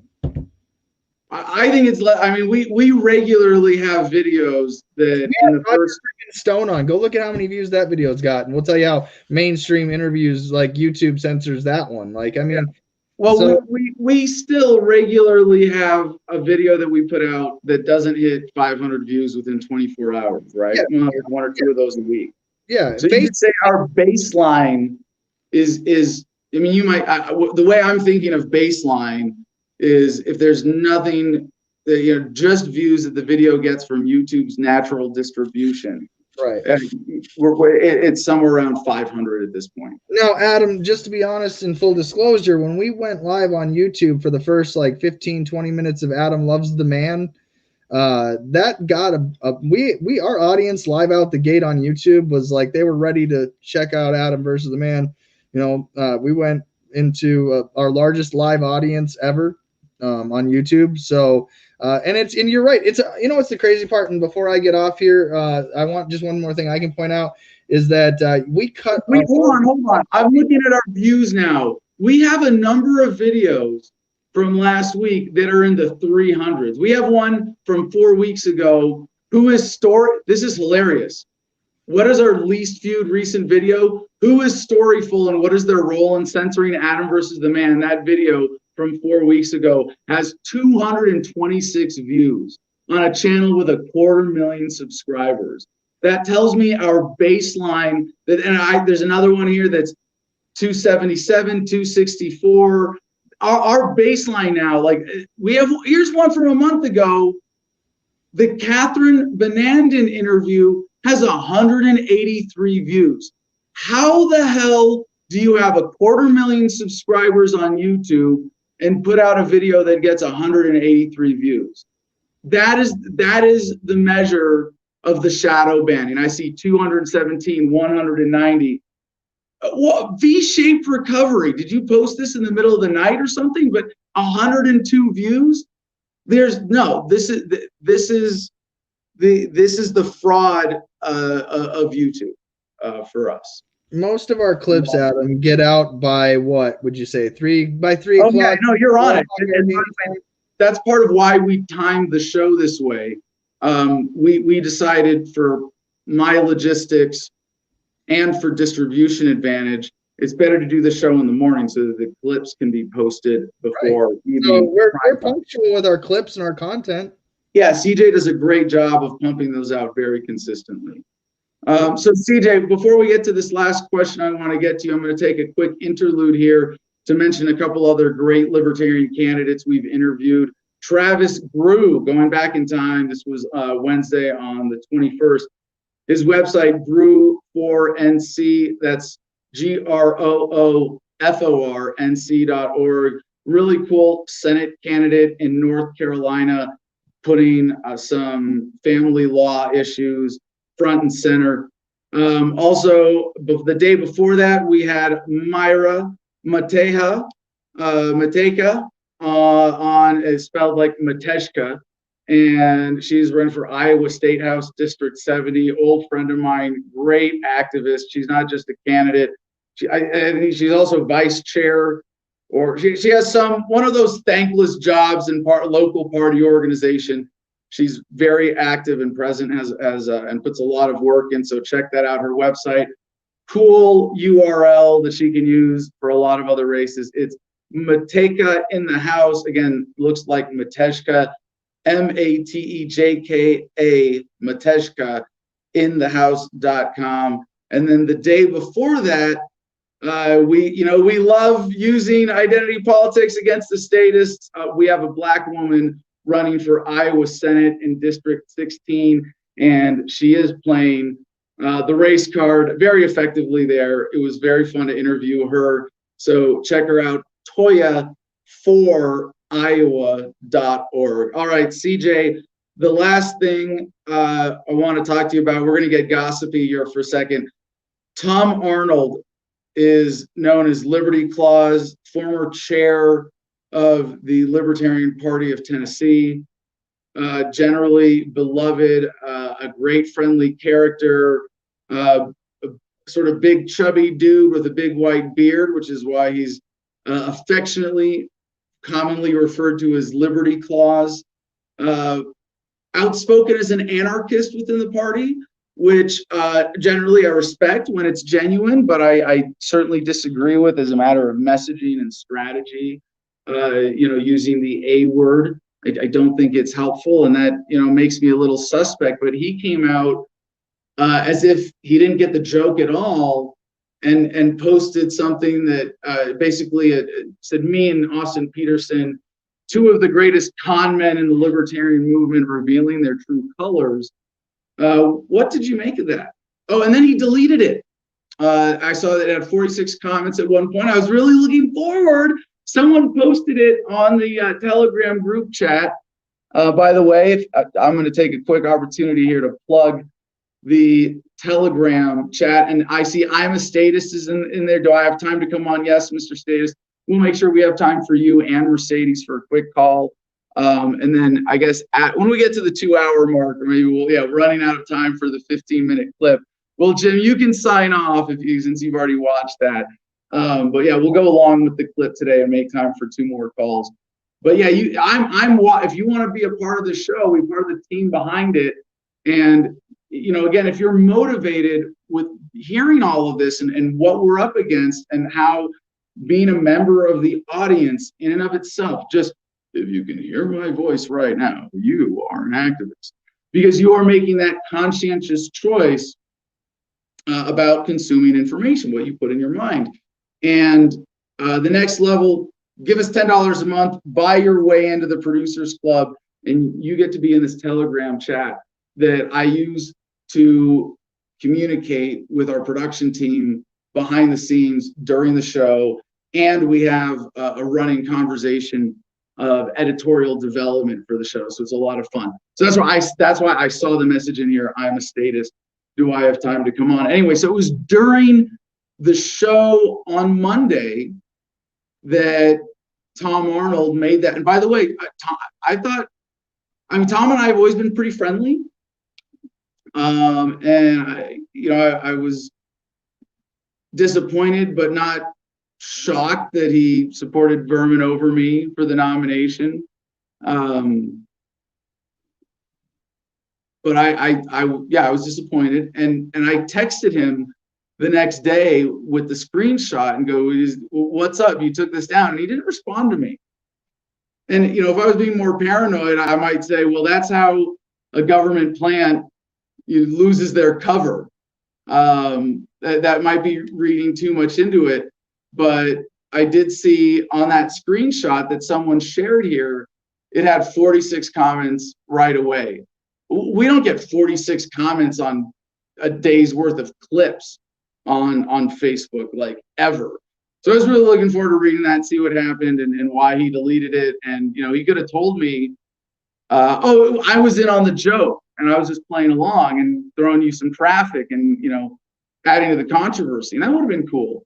But CJ got to spend a lot more time than I did following comments and responses to this, and had some more insights to the haters. So with all that, CJ, what else do you make of this little Tom Arnold story, and what other insights about the haters did you get from this whole thing? Is this like the question where you ask me how much meth do I do and when I beat my wife? That's that part of the show. Okay, so yeah, no, like I said in the beginning, this has given everybody a real opportunity to express how they really feel about either your character fake or your character real. And when he put that out, who knows what he was legitimately feeling. By the end of all of this, it said you're just as welcome as the next person on the broadcast, and maybe get him on the show. But yeah, no, this really gave everybody a chance to say what they wanted to say. In fact, some of his audience, when I asked, aren't you Tom Arnold, the guy that turncoat on Adam Kokesh, I got a nice response back from his fan base. And oh man, I was the Antichrist on that day. So I mean, at the end of the day, it was a lot of hate. So that's what you get for using Facebook to talk to people. Yeah, I understand that. No, I expected it, but you know, when you look at what he said, you know, he's trying to lump you in with Austin Peterson, and I thought, you know, maybe in the grand scheme of things, there's a compliment here to your acting, to your character, that you could trick somebody with the libertarian integrity of Tom Arnold. You know, so I mean, again, so why won't he text me back? Why won't he text me back? Your personal relationships with other libertarians and you know what? He knows, like, we've had plenty of, like, I would say we're more like colleague activists, you know, format. In this format. Right, but I something else is going on here. Like, why wouldn't he send me a message and be like, here, check it out, I helped you out, or hey, I'm in on the joke, or something? You know? I don't know. Why don't you get his number, give him a call, and ask him what he had for breakfast? Well, I texted him and he didn't text me back. We normally text. So anyway, okay. But any other general insights about the haters before we get to our next haters are always going to hate Adam, and you gave plenty of people enough reason to express any if they had any, and well done. I hope this character is used well, and I hope it's something that we can look back on and laugh at. And again, I really hope you'll let us play the highlight reel. It's well done. Yeah, we'll get to it. We'll be over time with it. To everybody's hard work and the big payoff. So yeah, great. Well, yeah, CJ. I mean, special round of applause for CJ for really helping give birth to this character. And yeah, there will be there will be some fun opportunities. I think my neighbor pointed out to me. He was like, "You should have shaved your whole beard off and gone back to a buzz cut. That would have made it more believable." And it's like, yeah, not that committed. We might only be doing this for a day. There's a lot of growth in a beard. I'm enjoying growing my hair out right now. So I think my hair is thinning finally on top. And this might be the last chance I have to have long hair. So I'm trying to grow it out to that Jeffersonian length. And we'll see. Maybe I'll trim the beard back, but I kind of want the beard to match. I was like, no way I'm doing that to get in character. By the way, Jim, you should have an email from Peter with a link or to a Dropbox to the Adam Loves the Man Dies by Aneurysm from the Message of Freedom video. So I guess we should... if you could forward that to CJ. I don't think we're going to do anything with that. I apologize to the audience. This is behind the scenes. But let's all watch that at some point today, and maybe give it a proof watch for Peter before he releases it. And to the audience, you have a fun. The way this came out, like I mean, I knew at very least it would just be a fun thought exercise and politically thought provoking. The big surprise for me with this was how, and I knew it could be funny, and it was, I was able to make it a little funnier than my lowest expectations, at least. But what really surprised me was how emotionally stimulating the whole exercise was for a lot of people in a lot of different ways. So the more, like, it's either hilarious or morbid or awkward or thought-provoking or some combination of those at all times.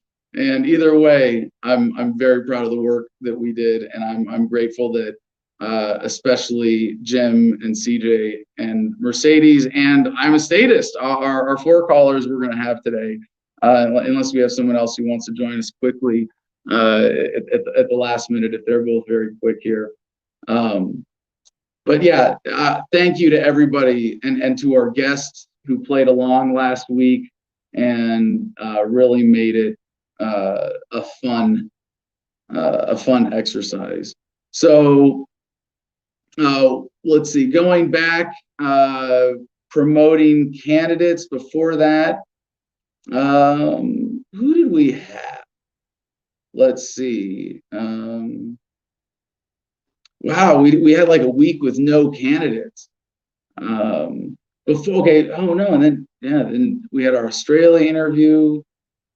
Wow, I'm trying to go back, and it's like, wow, we really could have had a lot more candidate interviews this election season, and we're going to be keeping this up. I like how we've incorporated that into the formula with Adam versus the Man. So going back, our candidate this year for governor of Utah, if you happen to be in Utah, we have a strong candidate who came on the show in September, Dan Cottom, making it worthwhile, a little bit more worthwhile than just Jorgensen and Cohen for you to go out and vote if you are in the state of Utah. So let's check in with comments, and then we will take Mr. Statist and then Mercedes, and I guess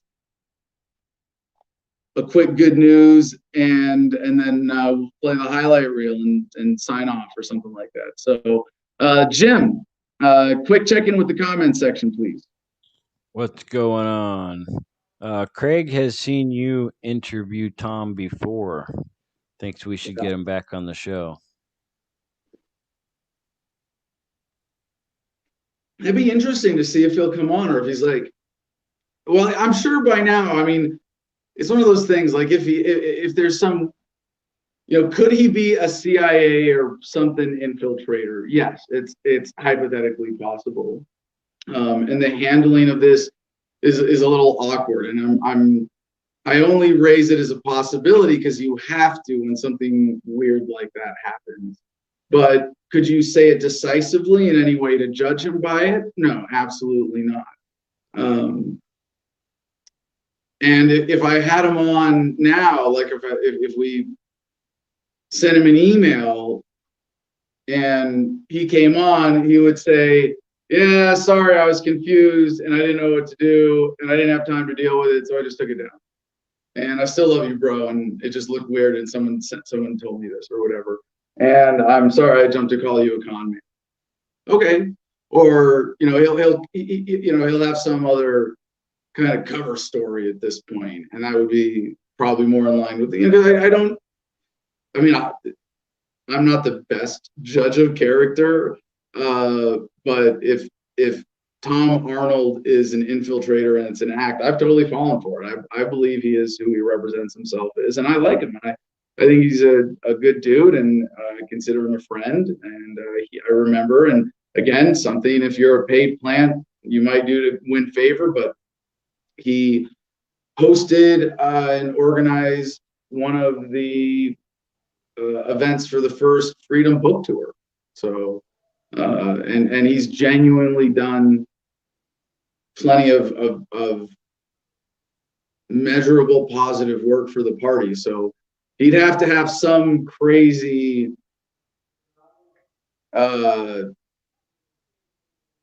subversive role that outweighs all of that. It's kind of hard to believe that's possible, but maybe he secretly didn't like me this whole time, and that's what was revealed. We shall see. Hopefully, he'll get to watch this and he'll feel the need that I do to clarify things for him one way or another. So, Jim, next. Yeah. Okay, Scotty Scanlon. I used to watch Adam vs. the Man, and then his stuff just disappeared from the internet. It's good to see him back.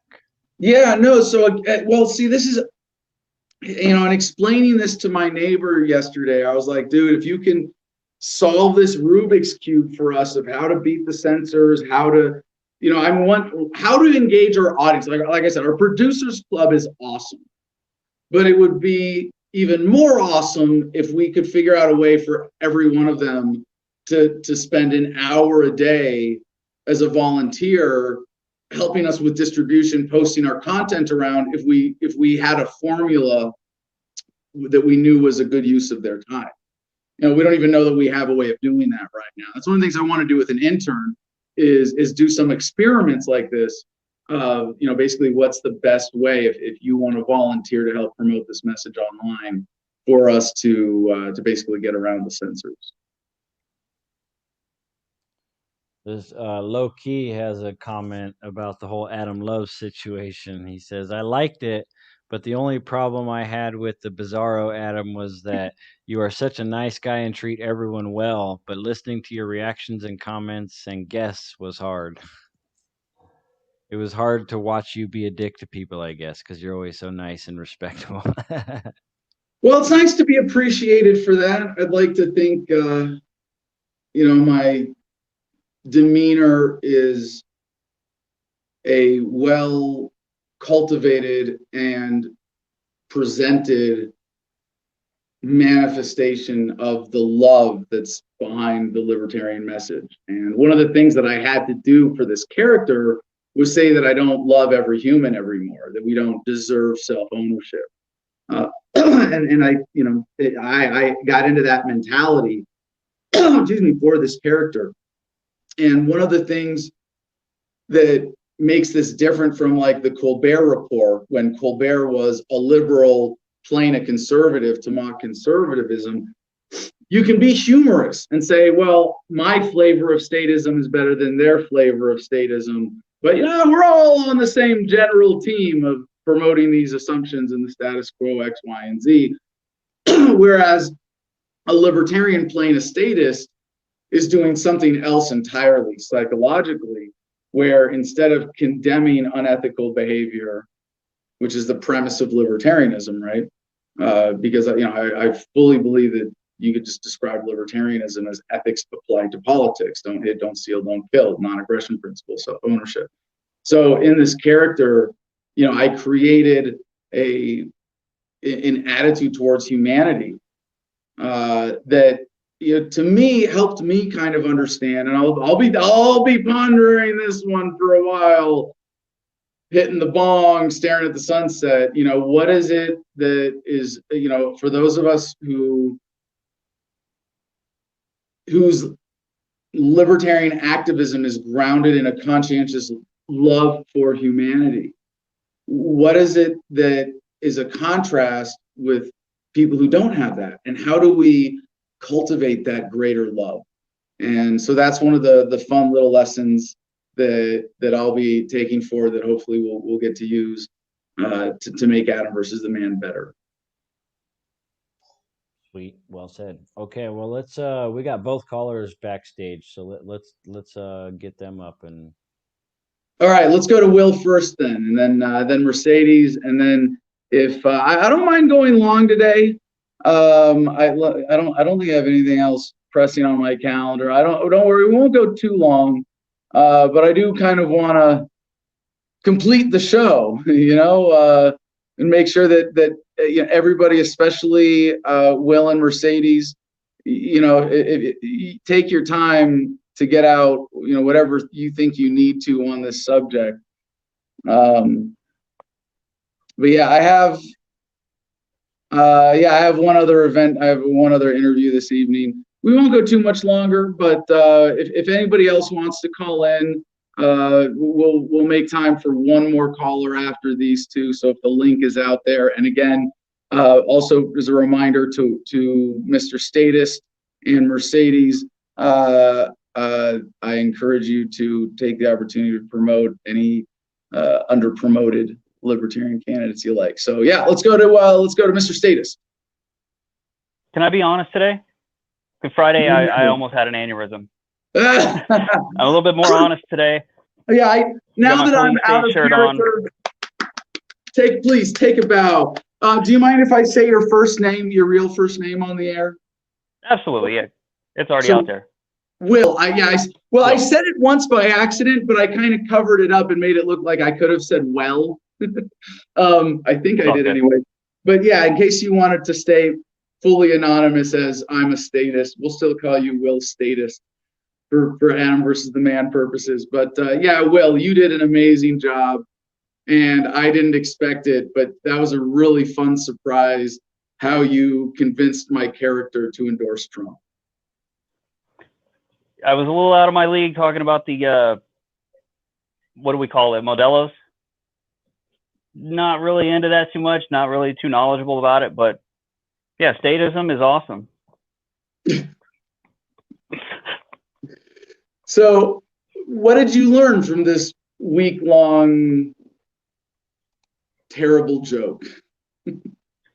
I think it was a really good troll job.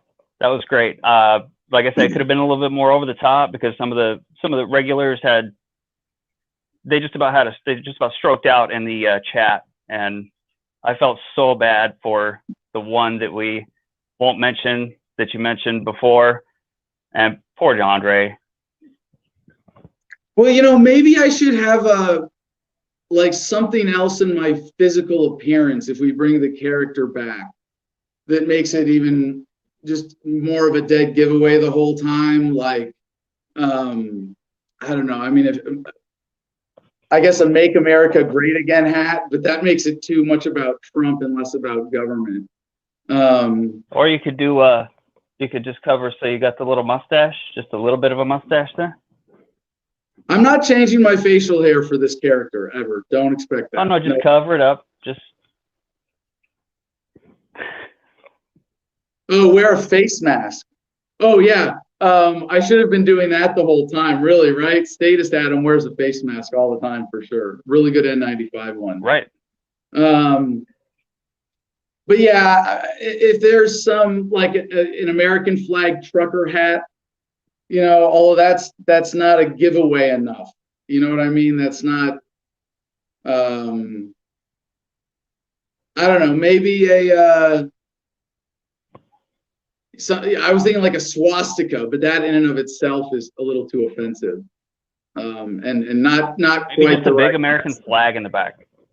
Well, I was thinking eventually, if I was going to do the character indefinitely, I'd have the combat action ribbon, on one lapel of the suit jacket, and I just get a regular American flag. Oh no, I get the American flag in Israel lapel pin on the other side. There we go. But that doesn't achieve the goal we're talking about here of it being like goofy, like something visual. Like I said, I thought the slavery logo and the loves and the thin blue line was enough of a visual.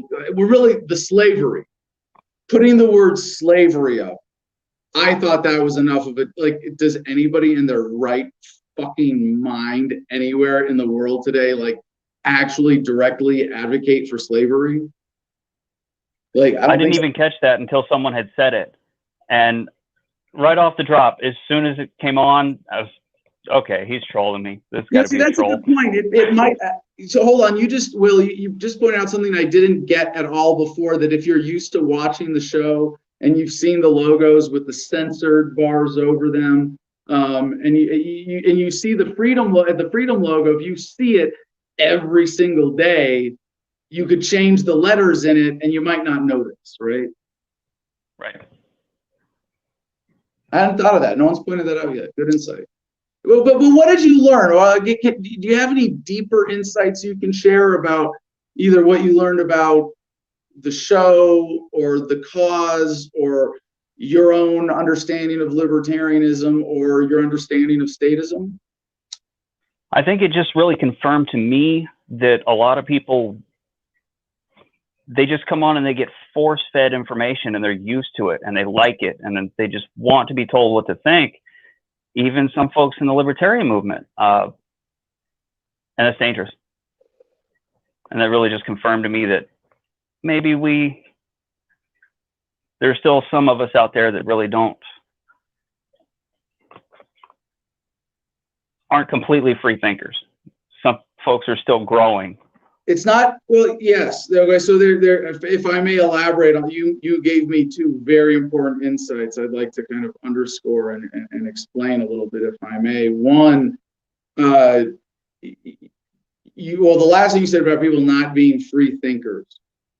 I would just put that in more positive terminology, like where I recognize I have to for myself, even as Mr. Libertarian, that, you know, and having been a full-time libertarian activist for 14 years, I still catch myself having to retrain thought patterns indoctrinated from government schooling and from the military and statist propaganda overall. I have to train my language. And like the one, you know, one example, when people say we invaded Iraq. No, we didn't. The military did that. The US federal government did that. You didn't do that. Use honest language, you know, and there are things that I still catch myself in language-wise. I'm retraining myself. And it's I wouldn't say that I'm not a free thinker because I have that awareness, but I am actively pursuing my own deprogramming in this sense, right? I try to practice self-awareness and catch myself. I encourage our audience to call me off, call me out if they catch me in any kind of thinking like that. Although I think I've come to the point where it almost never like comes out in the show. And then the other thing you said about people not wanting to think for themselves, you know, we all do some compartmentalization and outsourcing.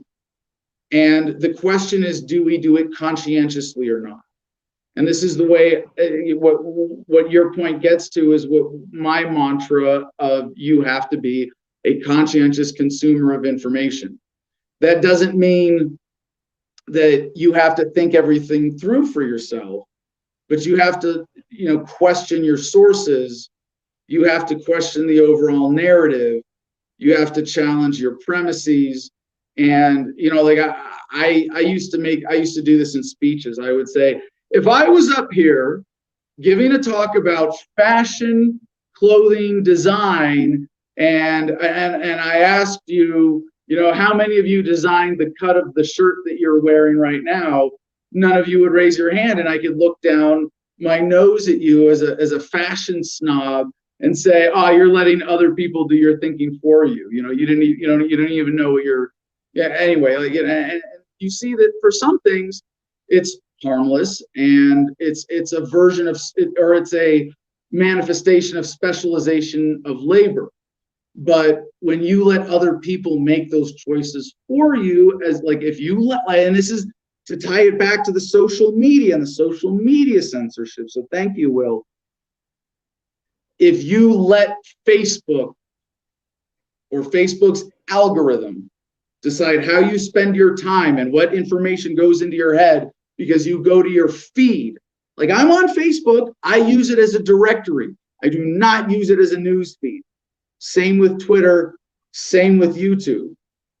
I seek out sources deliberately and conscientiously.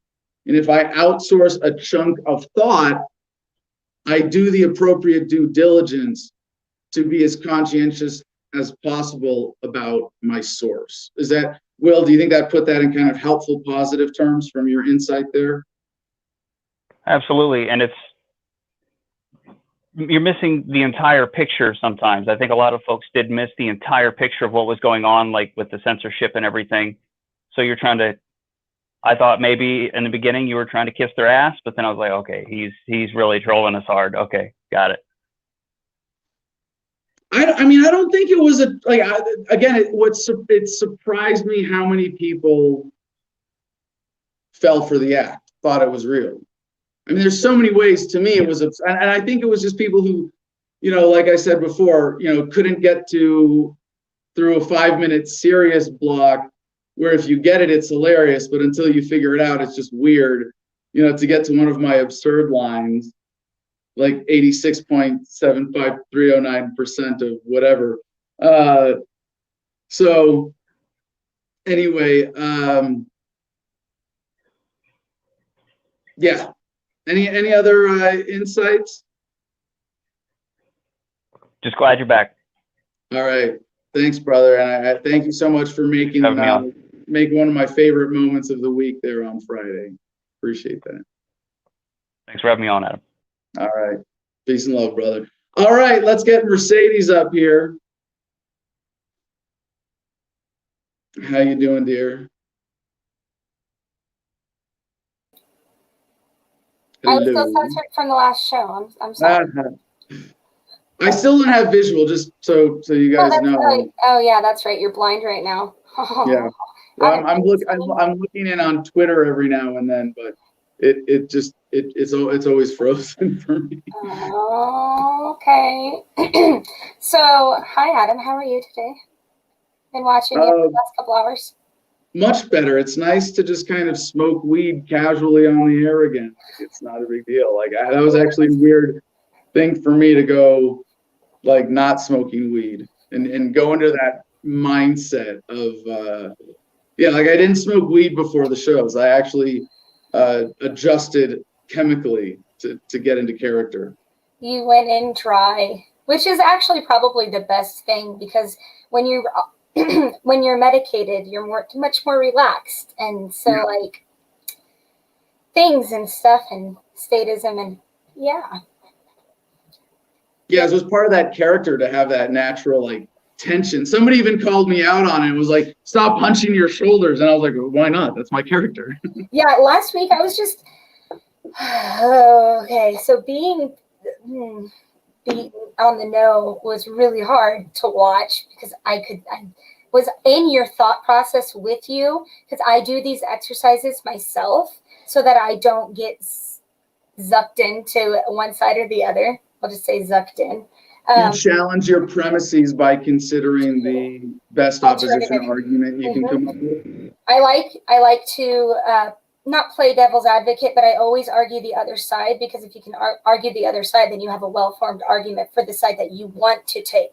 Like, a lot of people like to not take information in because it doesn't align with what they believe, and that is not how you think critically and demand evidence. But I also, like we've said before, we're nerds. We like to learn stuff, and that means that we like to learn stuff that we don't agree with. The truth is not always beautiful. My mental health Monday has been very deep and philosophical today, because the election's tomorrow, and I'm feeling it. I'm feeling the nerves. It feels like I've seen a lot of other people post on social media today that it's like the calm before the storm almost. And I've been associating it with, I was in band. I was a leader in band for 3 of the 4 years. I was in marching band in high school, and I was part of the color guard. So I got to play with all the cool toys and got to tell people that they couldn't touch my shit. And, and it was really cool, because I was the authoritarian of the band. I was the rank leader. I was in charge of keeping people in order, in line, and making sure that they did exactly as I did, like that SpongeBob episode. Do exactly as I do. Put your hand on the lid, exactly as I do. And it's just been very, like, this election cycle and that leadership mindset it's almost like it's right before state competition, and it's and no pressure, but we pretty much have to win this one kind of feel. Like a very pressing, like everybody's holding their breath right now because the election's tomorrow. And for Mental Health Monday, sorry. I already sent my ballot in by mail, so that's like why the title of today's show is, wait, what was it? What? Oh, the eve of the, no, today's show is the eve of the apocalypse or not, right? Is that yeah. So even Yeah, like the mood that I'm feeling is the title of the show, and from last week's statism to this week, and I'm like Mondays are my decompression day because I've always been a server in the in service industry, and so like Mondays are the day I take off. We had to come up with the title for Tuesday's show, for tomorrow's show early, because we're having Spike Cohen on. Excited about that. Thank you for the reminder, teasing ahead. Not sure about the exact timing, but one way or another, we do plan on being live with Spike Cohen at some point tomorrow. And I think the title I came up with for tomorrow's show was in the 14. Anyway, I think it was something like watching from a distance. Yeah, so I feel appropriately detached now. I got to do all week last week. Like I was watching a train wreck from the distance. It was brilliant. I laughed my ass off, but it was very truthful and honest. And you are a very good actor and can pull it off very well. And so knowing that, being in on the joke and watching the joke and then watching it unfold was just very... You didn't get to enjoy. Sorry to cut you off, but I want to explain to the audience what I think. Make sure I understand what you're referring to here. Is that like you got it? You were in on it from the beginning, but because you are watching as if you're part of the production team. Yeah. You're more watching with a critical eye rather than enjoying the comedy. Yeah. So when I watched,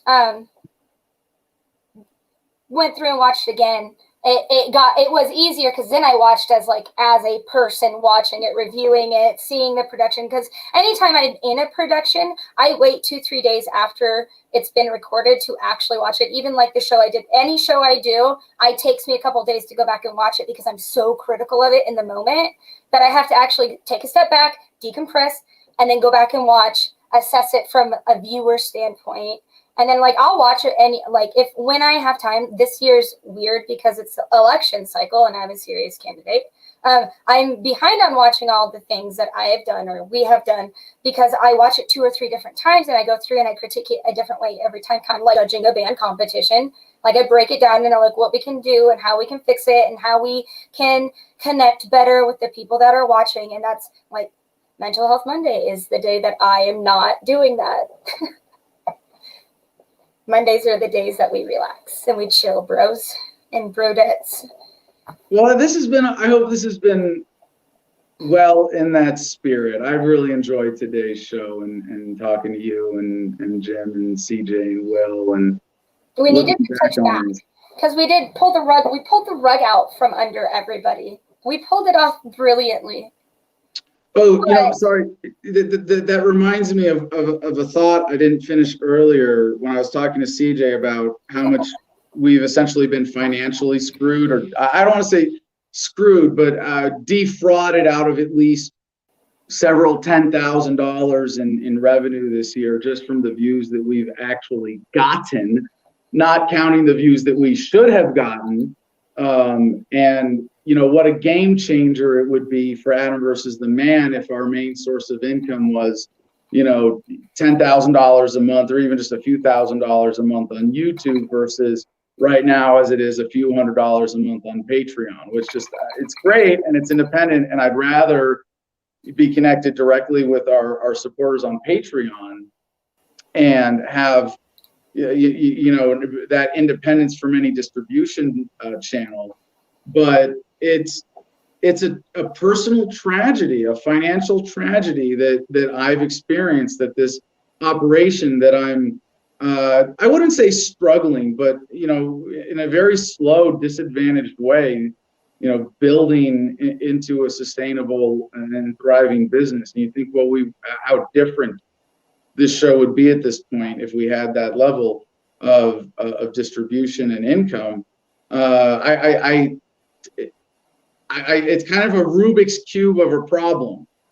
You know, how do we get around the censors? How do we beat this overall suppression of this message? And I'm more confident than ever in our product with the core team of the five of us, you, Jim, CJ, and Marcus, but and myself, and the general 2-hour product that we have, and the clips and the audio only version of this production and the live and the video and all that. I want to use this now to see if we can break through, if there's a way if we can figure out a way around this. And it might mean, you know, like I got away from video production for a while to tour with the book, and went from regular studio production to sporadic fun whenever on the road stuff. And we now have 250,000 copies of the book Freedom in print, and I get to go back to plugging this on the show every day. Freedom, the ultimate libertarian red pill, free in every digital format at thefreedomline.com. Please check it out if you haven't read it already. Get your friends and neighbors and everybody else, your enemies as well, will read it.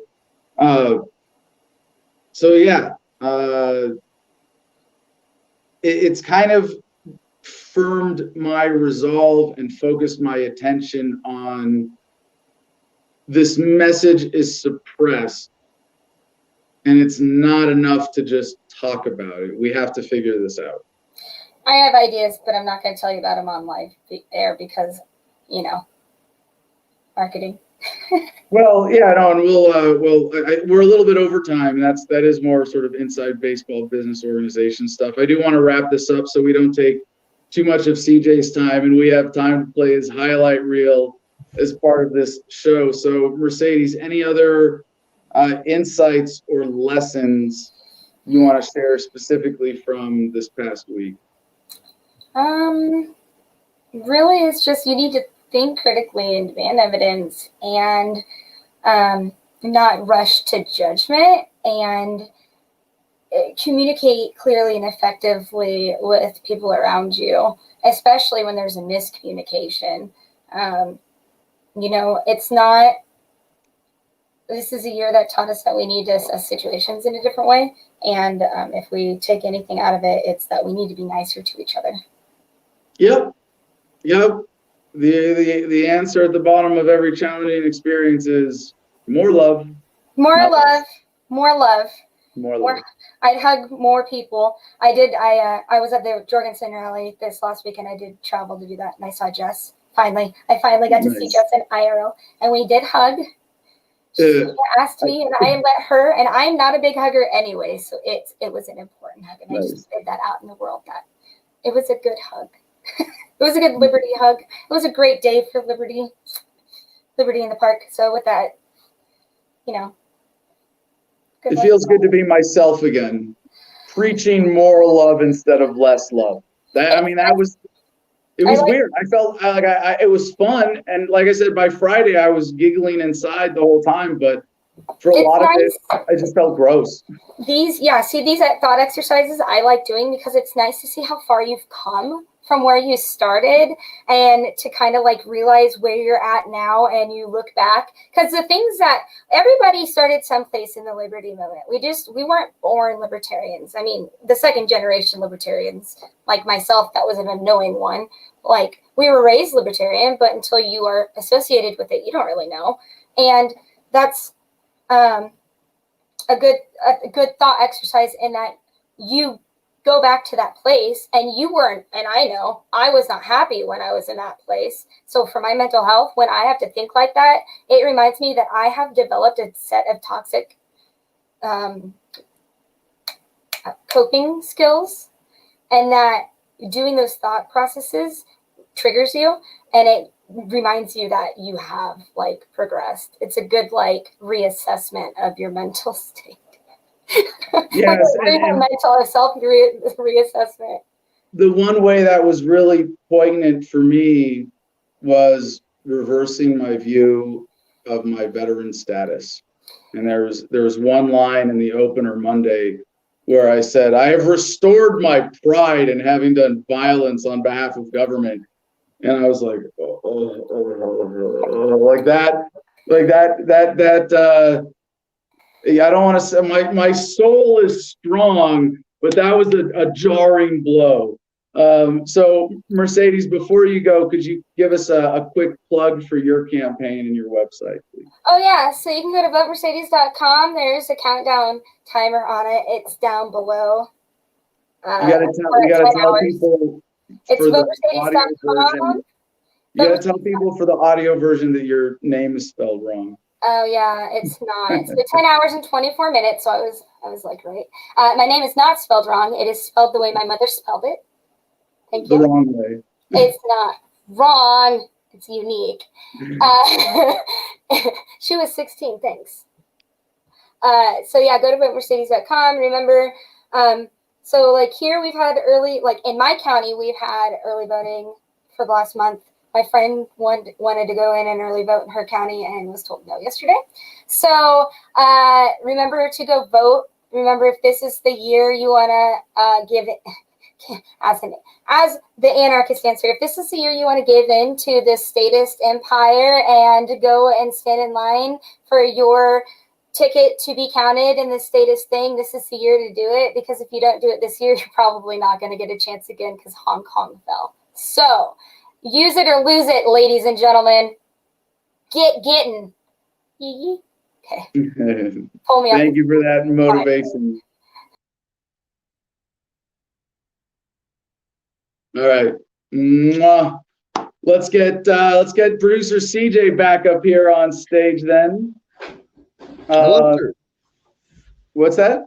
I said, hello, sir. Are you ready to watch this? I mean, it's well worth it. It is the highlight that I think will live on forever. We've talked about it for 2 hours and 26 minutes. Yeah, right. All right. So just to plan the rest of the show today, we also have a Joe Jorgensen ad to play to end on that's going to give us some motivation.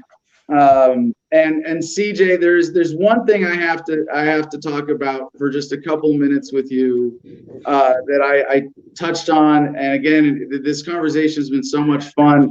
I'm afraid I have all these loose threads and incomplete thoughts out there. So one of them I do want to come back to, and you can comment on this or not, depending on how late you want to go with the show today.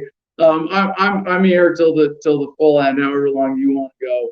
But I do want to mention at least these 3 censorship headlines. Fox News: Twitter backs down, lifts New York Post suspension after lengthy standoff over Hunter Biden report.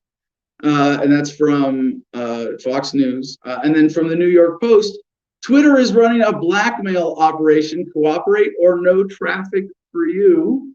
Yeah, it's going to be interesting. And then this is definitely a story we're going to come back to and cover in depth tomorrow. So I'm presenting this now to finish the thought, give CJ the chance to respond and tease our upcoming. Well, we'll probably wait till Wednesday. Tomorrow we're going to be doing a lot more just straight up election coverage. But today, this headline, actually, no, this was last week. Someone sent me this. 15 huge YouTube creators filed federal lawsuit against YouTube for violating First Amendment. So I haven't even reviewed this to the point of, does this have teeth? Is this a publicity stunt? Does the First Amendment apply to YouTube as a technically, legally private institution, right?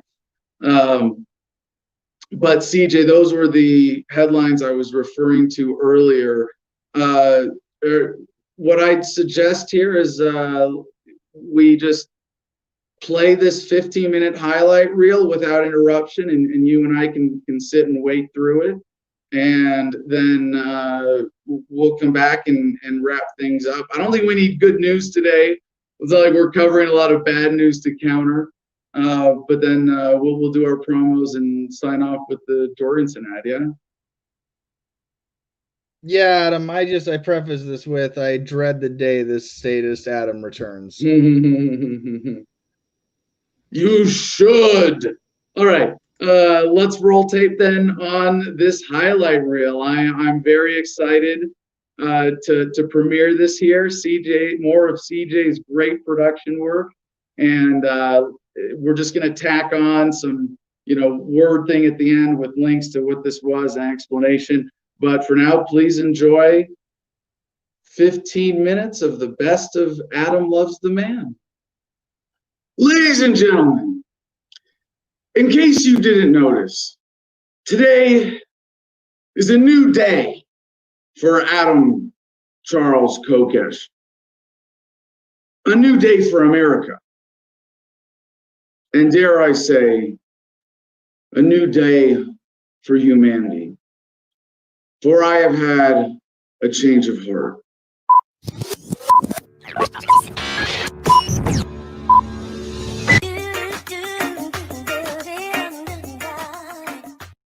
We cannot exist without community, without society, and that society cannot stand without authority. So I come to you today, I guess, in my old political uniform, and I must remove my pin of lifetime membership in the Libertarian Party and say, no, not anymore. I renounce it.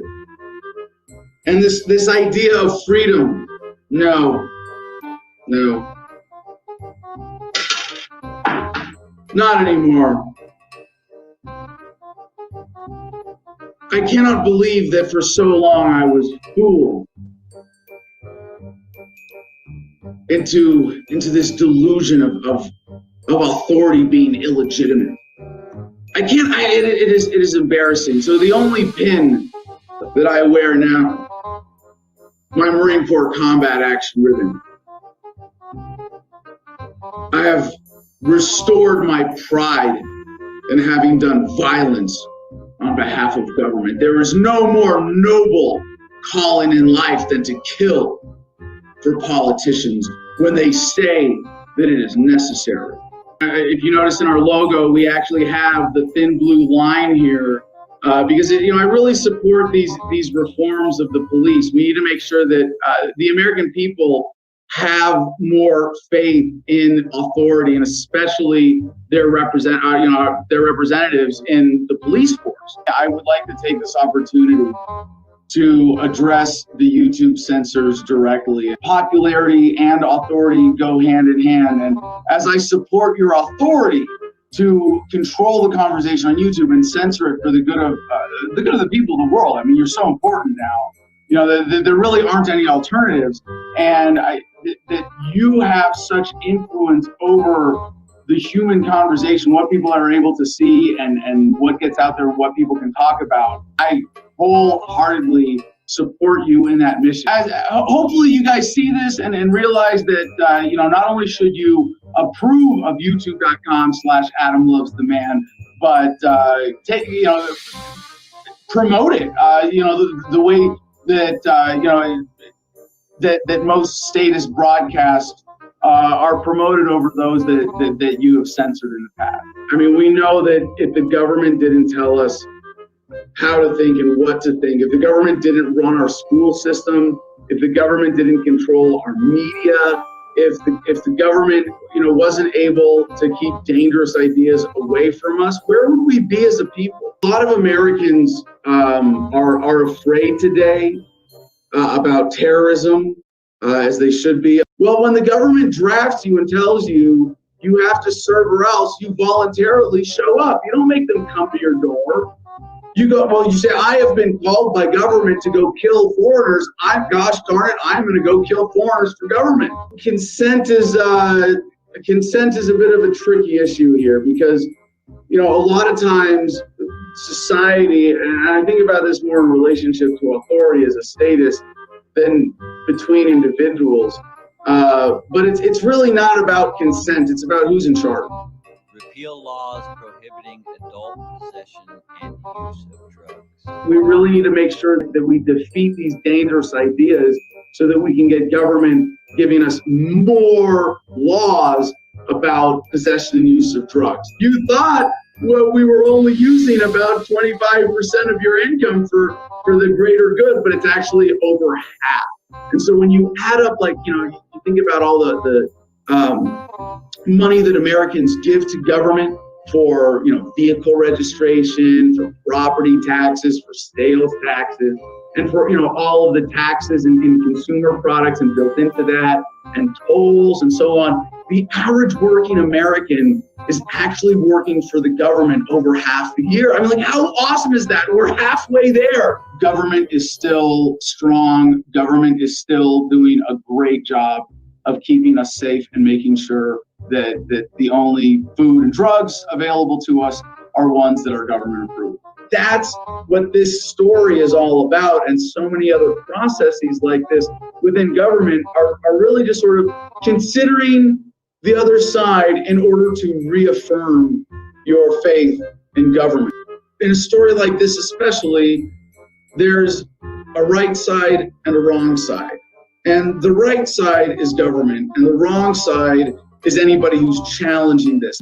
How often are we right versus how often are we wrong? Because that's effectively, right, government's effectively right 100% of the time. The government did another study to find out with these kinds of statistics, how often are they within 1% accuracy? And I'm referencing I want to make sure you guys get this number and remember this is it's 86.75309% of the time government puts out statistics like this, they are accurate to within 1%.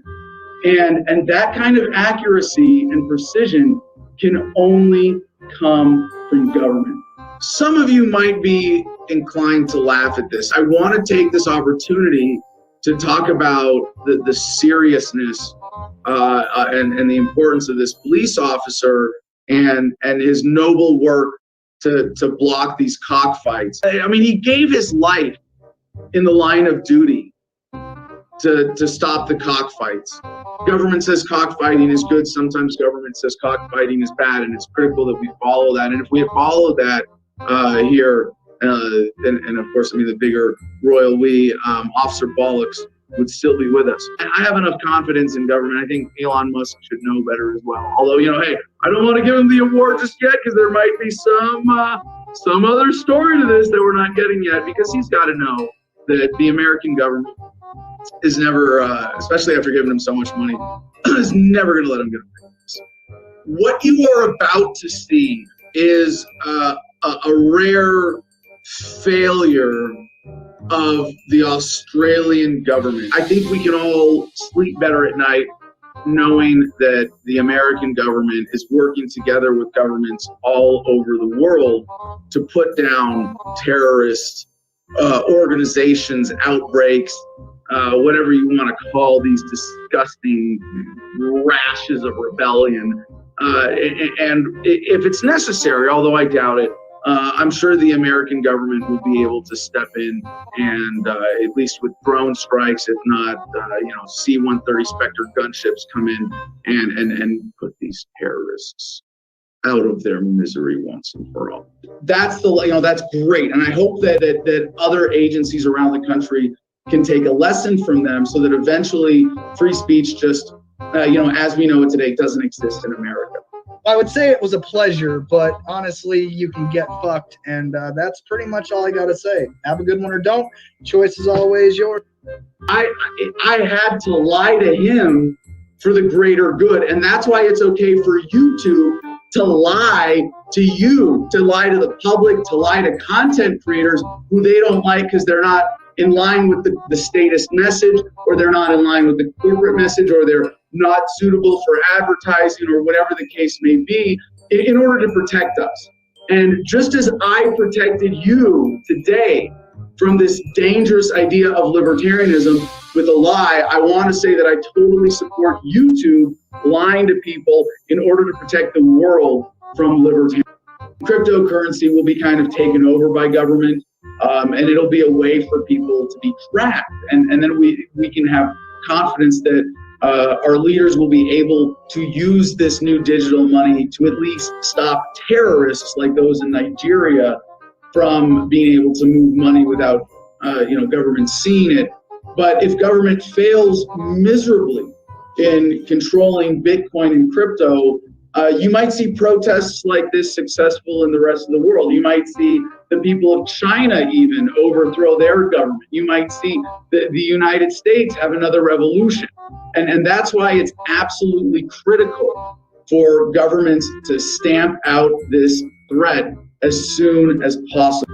Politically, it's very important that we make sure government is doing everything it can to support professional sports because they have such a positive impact on collectivism and in promoting obedience. Being a Karen really means being a glorious servant of government, of the duopoly, and of the current authorities throughout the world. So be a Karen with me. So we're already a few minutes over time. I think we should do our closing promos and wrap it up in case these people need to go do something that involves voting. And if anything, we want to hear more from the police about what they think in terms of who we should vote for. This brings me more in line with, like I said, the rest of the membership of Iraq Veterans Against the War, who are definitely statists themselves and have some vision for using government more effectively. It's unacceptable, and I think if we could, make police more responsive, if we could make the legal system a lot stronger, we wouldn't have to. We wouldn't even be. We could have so much faith in our government and the legal system that you get that warm security blanket around you, and your eyes close, and you just go into that great statist slumber, and that's the goal here. Ari, I want to thank you for taking the time this morning to come on our show and discredit this worldview thoroughly. For libertarians, we should talk as much trash about them as we possibly can and discredit them with personal attacks, but never ever do that for our two leading fascist parties who are really essential for growing government and moving America forward, the Democrats and the Republicans. And so one way or another, I am confident that Trump or Biden will win next week, and that'll be good for everyone. Let me say congratulations to Joe Rogan for being the first recipient of the Adam Loves the Man Sheeples Choice Award. This is why it's so important that you call them Your Honor every time. I know the Constitution says, something about titles and nobility, but this is one appropriate exception where judges in the United States justice system, in our courts, should be referred to properly as Your Honor. See if we can find a definition of government that's going to help us decide whether to vote Trump or Biden on Tuesday in the most important election of our lifetime. Promo Adam, code. I gotta interrupt you here. I'm just getting so tired.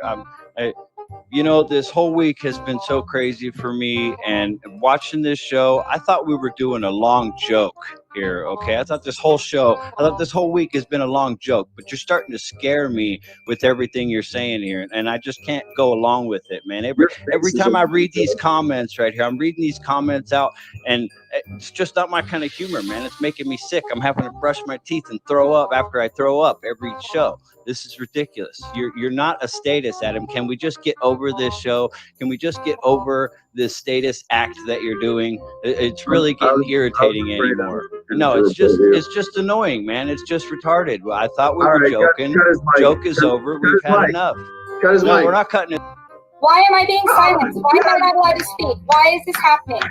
Yes, no, I love it. You're talking right now. This is a typical libertarian. You give them a chance to speak and show them that they have. Sorry, I'm sorry. Many black holes.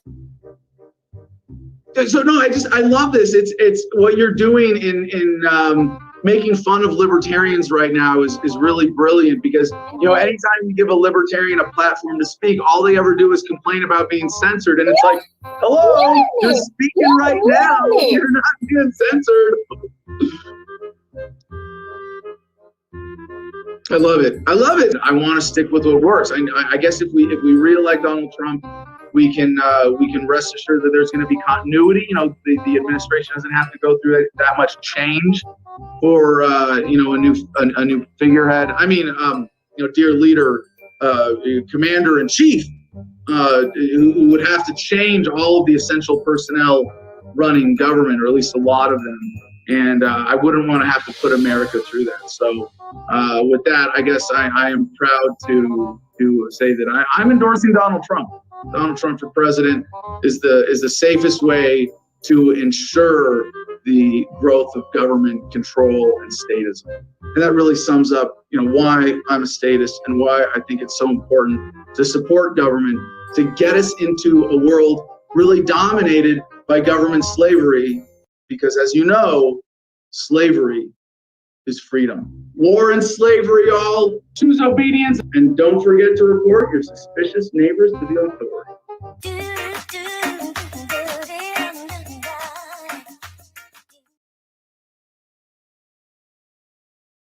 Together, CJ, great work. We have a quick note, excuse me, to share from Mercedes. If we could get her back up on stage. She has a few libertarian candidates she wants to promote in addition to herself. So I really enjoy CJ Abernathy. He's a South Dakota candidate in District 23 Senate race. He is like the only reason why I'm on your screen right now, figuratively and literally. And he's a really good libertarian candidate, and his more principles are just. And then Devin Saxton, Mr. Devin, his friend, actually, the only reason why CJ knows who I am is because of Devin, because I found Devin on the interwebs, and he is running. I don't know, he's a pretty good guy too. Maybe you should vote for him. He's got a really good sense of humor, and his singing voice is incredible.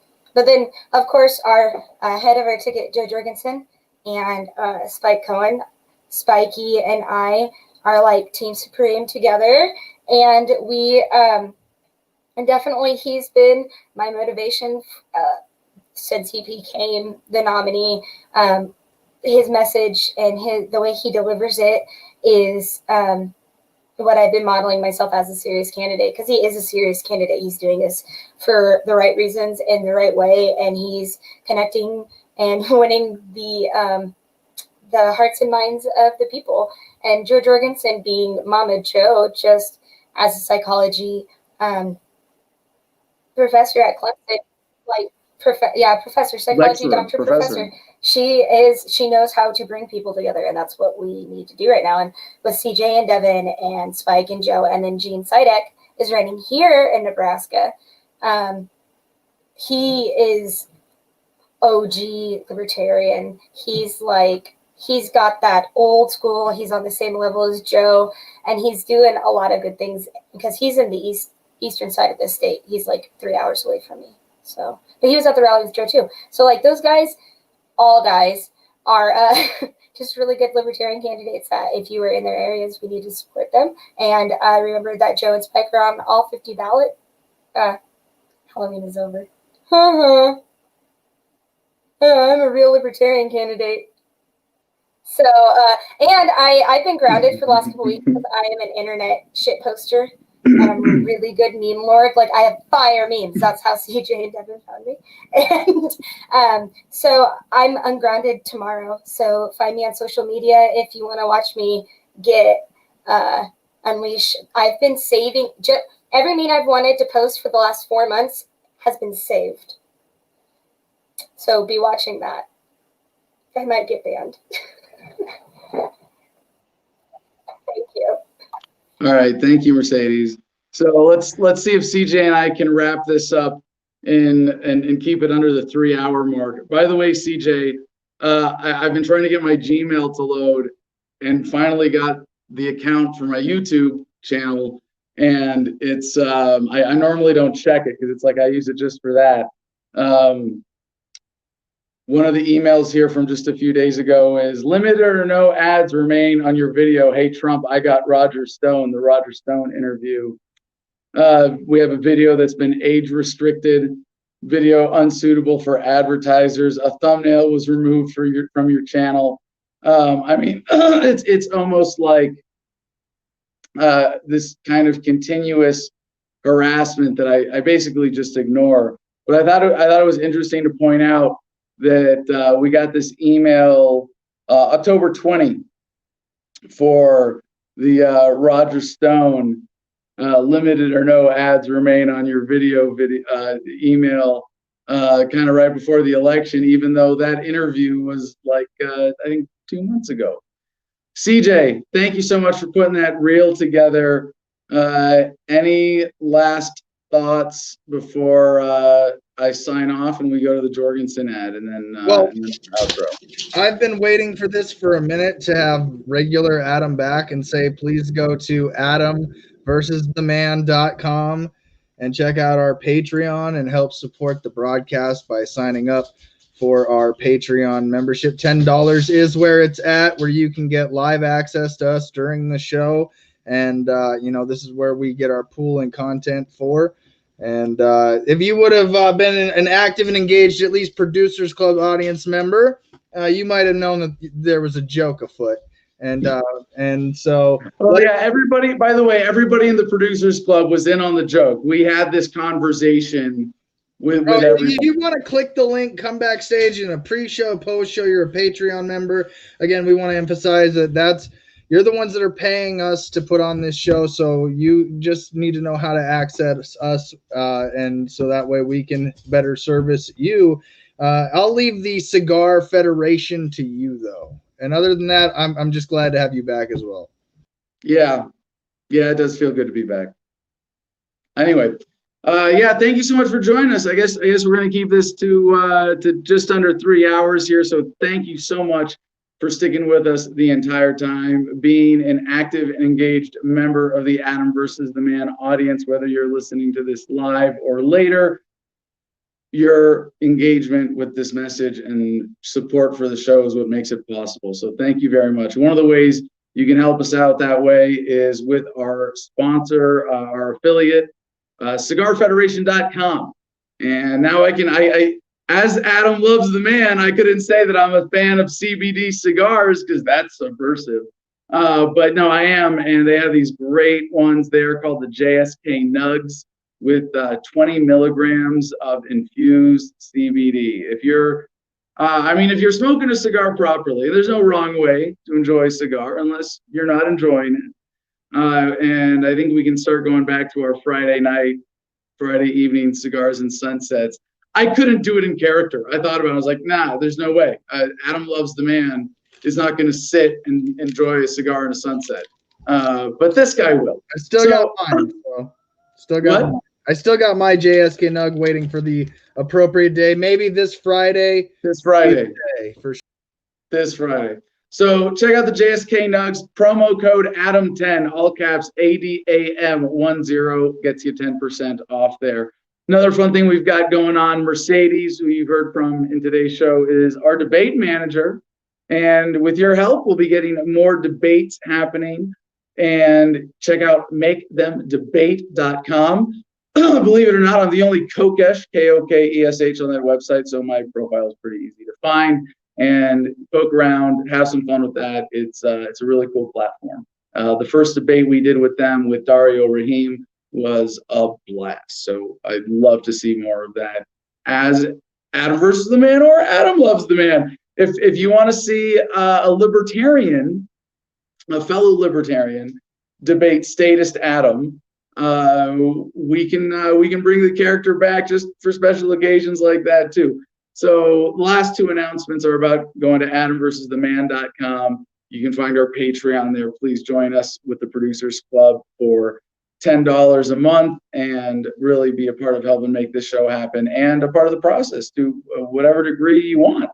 We'll take help anywhere we can get it. And $10 a month gets you in on the inner circle conversation where we have our editorial discussions every day and people send me the news stories that we cover on this show. I have other sources too, but they're there to make sure that there aren't any gaps in our journalistic responsibility of giving you a fair view of current events and an understanding of what's going on in your world. So thank you for helping make that service possible to everybody in the Producers Club and at AdamVersusTheMan.com. You can see the awesome store that CJ put together now that we have the studio set up as it is. And I don't want to show, I'm not going to show it. When it's done, we'll do a video tour for behind the, I'll do a quick flash on the live show, and we'll do a proper tour for patrons only. So there's your motivation. But we got to get a beanbag chair from the store. The official Adam versus the Man beanbag chair is a thing now. So like I said, it's great to be back, to be able to be myself, to be preaching more love instead of less, because it is really at the heart of the message of freedom. Thanks again for everything. Well, peace and love, y'all. Choose happiness and be excellent to each other.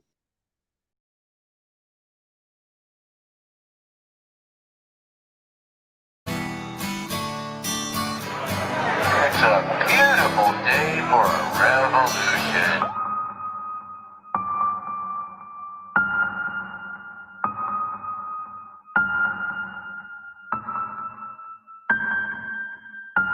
And once again, I don't define victory by the number of votes. I've already won.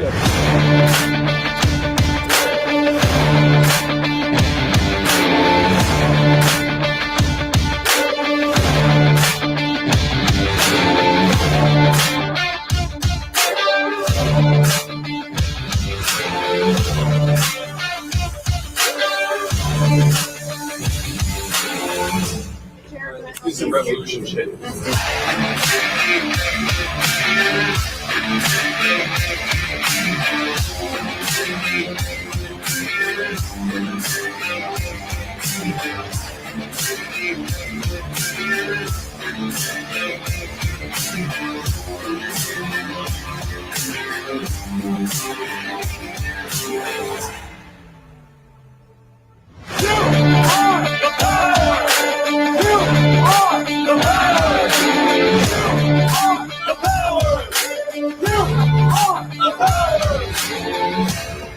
I'm not going anywhere, folks. This is just the beginning.